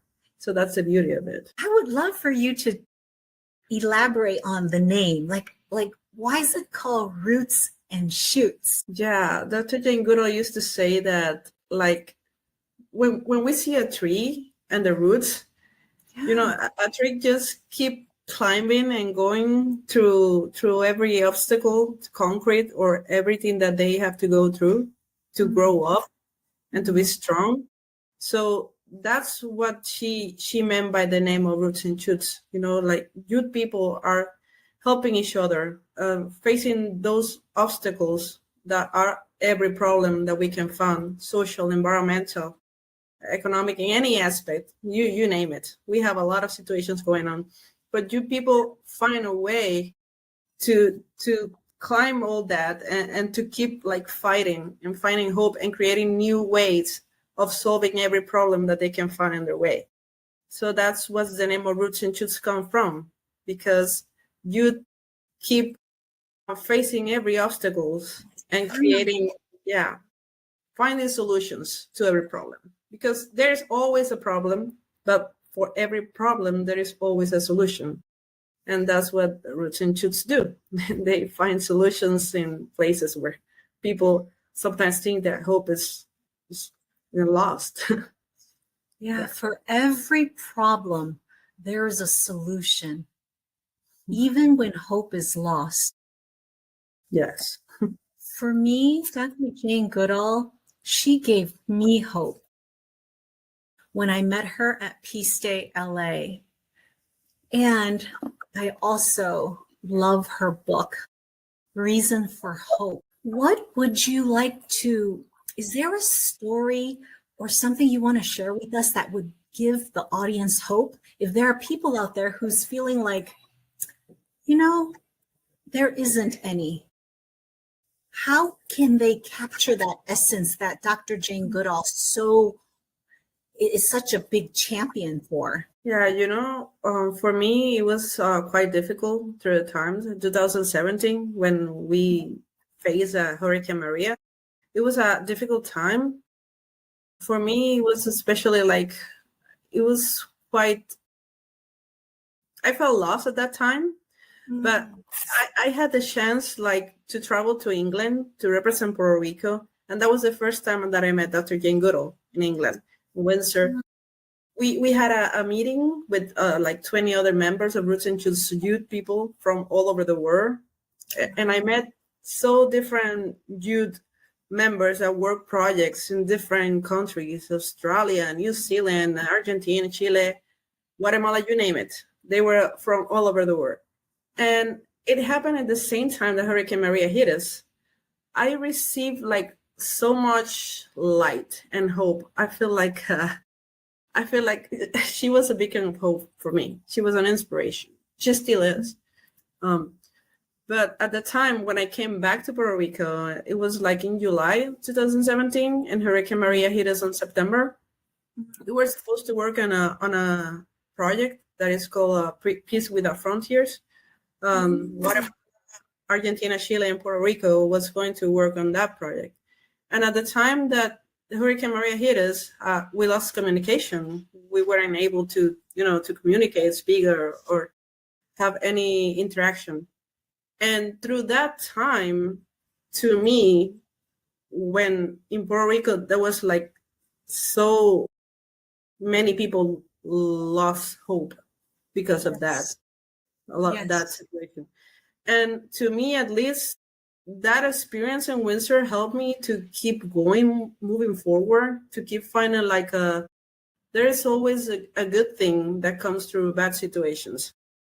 And there is always hope, even when we think that there is none. Yes. And all the love that I received from all the Roots and Shoots members and Dr. Jane's Goodall concern from what was happening in Puerto Rico. She even wanted to come to Puerto Rico at that time, but she was told to not come. And that, all that love, all that hope, and all that satisfaction that comes from that moment, from just being there, right next to her, and with all those members, it helped me to get through that situation and through that hard time. And it helped me to keep moving forward through all the hard times that we had in Puerto Rico, Lauren, after the COVID situation and the earthquakes and everything that's been going on here. Just remembering that day that I met her and that time that I spent in Windsor keeps helping me to move forward, because there is always hope in every situation, no matter what happens through life and how hard it is. There is always something good that it's going to come at the end. And that's the thing that I took that experience from that feeling. Yes. You make me look back on that moment where I saw her on stage at Peace Day LA, where the Tribune was covering that event. And yes, I felt the hope from her, just like we're speaking in this moment. And in her very last video, one thing that Dr. Jane Goodall said was that she will be looking down upon us. And as we speak, I feel her presence. Now, if we were to look, past Hurricane Maria and the earthquakes, let's say a year from now, when Dr. Jane is still looking down upon us, what would you like to see happen in Puerto Rico? What changes would you like to see? Wow, so many things that I would love to see change here. But I think that the main thing will be like, we need hope. We really need hope, no matter where we live, because there are difficult times, and she knew it. And that's why she, travel around the world 300 days a year, because she believes in hope. She keeps spreading that. And what I would love to see here, it's like people to learn a little more about Dr. Jane Goodall and the Roots and Shoots groups, and that people keep believing in hope, to left the apathy aside, because we really need to be more empathic and helping children, to create more Roots and Shoots projects, and speaking to teachers and people bringing together, or coming together to do those little acts of hope and kind, like she believed. Yeah, we keep spreading that through all over the Puerto Rico, and we be able to create more Roots and Shoots groups in schools and communities. I think that we can achieve so much more, because, like she said, we decide, what we can do. We have to leave that mark, that positive thing. So Exactly. Let's set aside the apathy and bring on the empathy. Let's grow more Roots and Shoots groups in Puerto Rico and worldwide. Yes. Because this is not something that just happens in Puerto Rico or just LA. If you go to the Jane Goodall Institute website, you can see where all the Roots Shoots programs are happening, and anyone can start a group. Is that right, Carla? Yes, for sure. Anyone can start a group. You just have to work on the main objectives of the Roots and Shoots groups. That's the conservation of the environment and the protection of the species and education. When you go through all those three, you can start creating more groups and more projects, not only here, like you said, but all over the world. You have so many different projects. You go to Africa, you go to Europe or Asia, and wherever you go, there's a Roots and Shoots groups and there's a project. And the beauty of it is that it's led by youth people. Yes. They start since they are little children until they're grown-up people. So that's the beauty of it. Yeah. Yes, it started by the youth. They are our future. Yes. And I am so excited to learn that there is this, I almost imagine a web throughout the world formed by these different communities, so that Dr. Jane Goodall's legacy lives on. Yeah. She's known for being an expert primatologist. She is the UN Messenger of Peace. But Carla, you've had moments where you've had time to spend one-on-one with her, to meet her in person. Can you share with us one of the last times you've seen her and what that was like for you? Yeah, last time I saw her, that was on 2024 and in Medellin, Colombia. So it was quite amazing because I get to spend time with her, like you say, one-on-one. And we get to get together with all the other coordinators of Roots and Shoots from Latin America. So it was like a great experience. Yeah, and yeah, it was a beautiful moment in Colombia. And we see the impact that she had in Latin America and on all those children over there and how people love her. Full stadiums for people that want to listen to her. Yeah, that was beautiful. Yes, full stadiums. I remember children and grown-ups alike when we were doing Peace Day LA. She was given flowers, cards, handwritten cards. When she was leaving, literally there was a paparazzi that wanted to greet her and just say goodbye, because we all cherish her so much. We all cherish her so much. Yes. If you were to say something to the world right now on behalf of Dr. Jane Goodall in a tribute to her, what would you like to share? I definitely believe in the same thing that she believed. Hope. Keep having hope, no matter what, no matter where you are, no matter in what situation you are. Yes, there is a reason for hope. And there is a reason why she wrote that book and why she goes all around the world spreading the same message. You know, in everything she did in her life, creating the Jane Goodall Institute and the Roots and Shoots groups, there is one main factor in everything that she did, and it's hope, because she believed that was the real motive of doing everything that we do. We have to have hope. We have to believe that things can be different, that things can be better, but we have to work for that to happen, because it just won't come falling from the sky. You know, we need to help hope to have hope, we need to take action. And that's what she believed in. And that's why she created all these groups. And that's why she believed in it. Because you need to be aware of the world that you want to leave to the youth people, you know? And that is one thing that I will definitely say. Keep having hope, keep taking action, creating more projects. It doesn't matter how small you think an action is. It's gonna help other people, other animals. It's gonna help the environment, and eventually it's gonna help more people, not only in your community, but everywhere. She always say, like, think globally, act locally. So yeah, with those little actions, we help save the world and make the world a better place. Or only our space, that's enough, you know, with whatever we do. Yeah. Woo! Think globally, act globally. Carla, I feel like you are the best examples of a leader in Puerto Rico right now who's paying it forward, along with Dr. Jane Goodall, the Jane Goodall Institute, and Roots and Shoots. To wrap it up, what would be one word of advice for someone who feels like the sky is falling? What's one simple thing that they might be able to do to pay it forward today?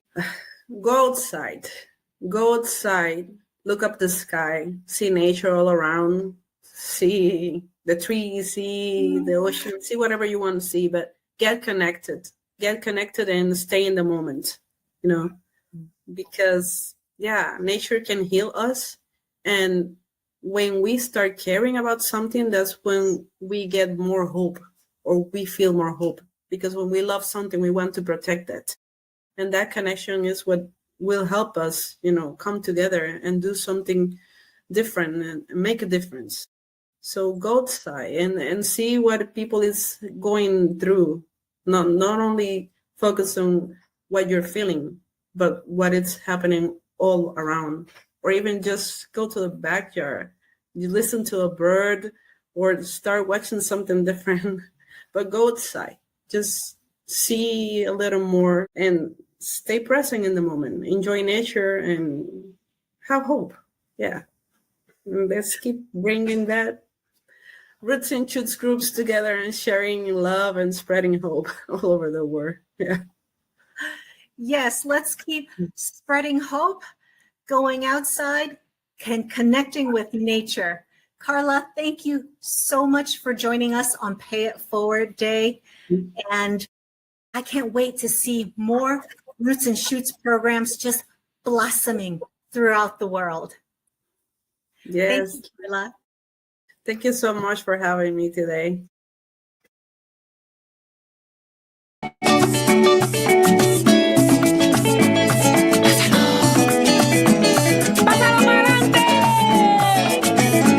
Hay gente que viene y te salva y te saca de algún lío sin querer ganarle nada, solo por sentirse vivo. Un labor que siempre dura, devolviendo a quien le falte, pasando pa'lante la ayuda en todas partes. Esto es para ti, esto es para mí, sin división, dime que si todo vuelve grande, pásalo pa'lante.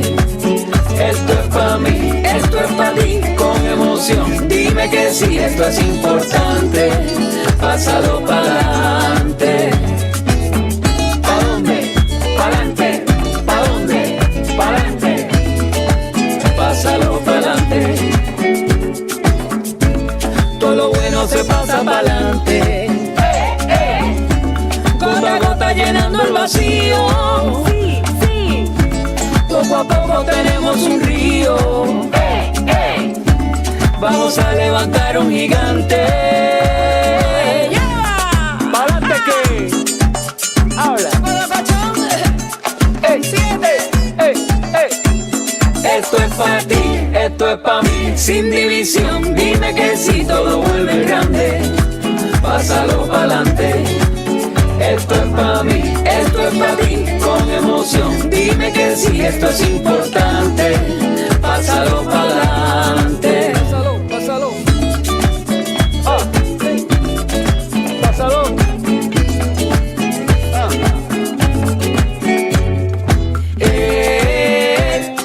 Pásalo pa'lante. Pásalo pa'lante. Lo bueno es bastante. Pásalo pa'lante. Viviendo al instante. Pásalo pa'lante. Que sea abundante. Pásalo pa'lante. Que Puerto Rico se levante. Pásalo pa'lante. Pa'lante.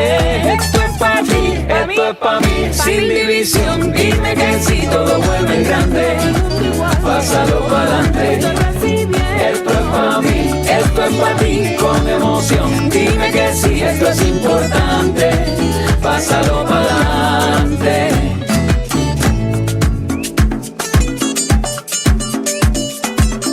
Pa' mí, pa' ti. Gracias.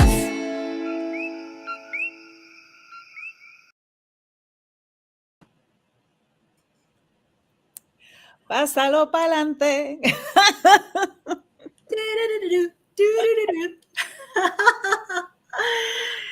Oh, Karen, Jenny, oh, Carla. Every time I speak to Carla, she gives me so much hope. When Dr. Rudy said, it beats in our vein, that's what's beating in my vein right now. Hope, love, and compassion. I mean, I must say, today has truly been an Olympic oxytocin moment for all of us. Yeah. We hit over 1 million pledges for acts of kindness. Yes. And we've also hit the highest heart coherence level that's been picked up by devices all over the island. And Dr. Rowland said, in the world. Amazing. Congratulations. Yes, it's so historic. I mean, to think that on that little island to impact the world in such a huge ripple effect. That's just so powerful. Yes, de Puerto Rico para el mundo. Yes, yes. Sí. Yeah, How about you, Jenny? Yeah, Dr. Yes, the thing is that usually when we hear things about pásalo pa'lante or pay it forward, we're thinking about a nice thing to do.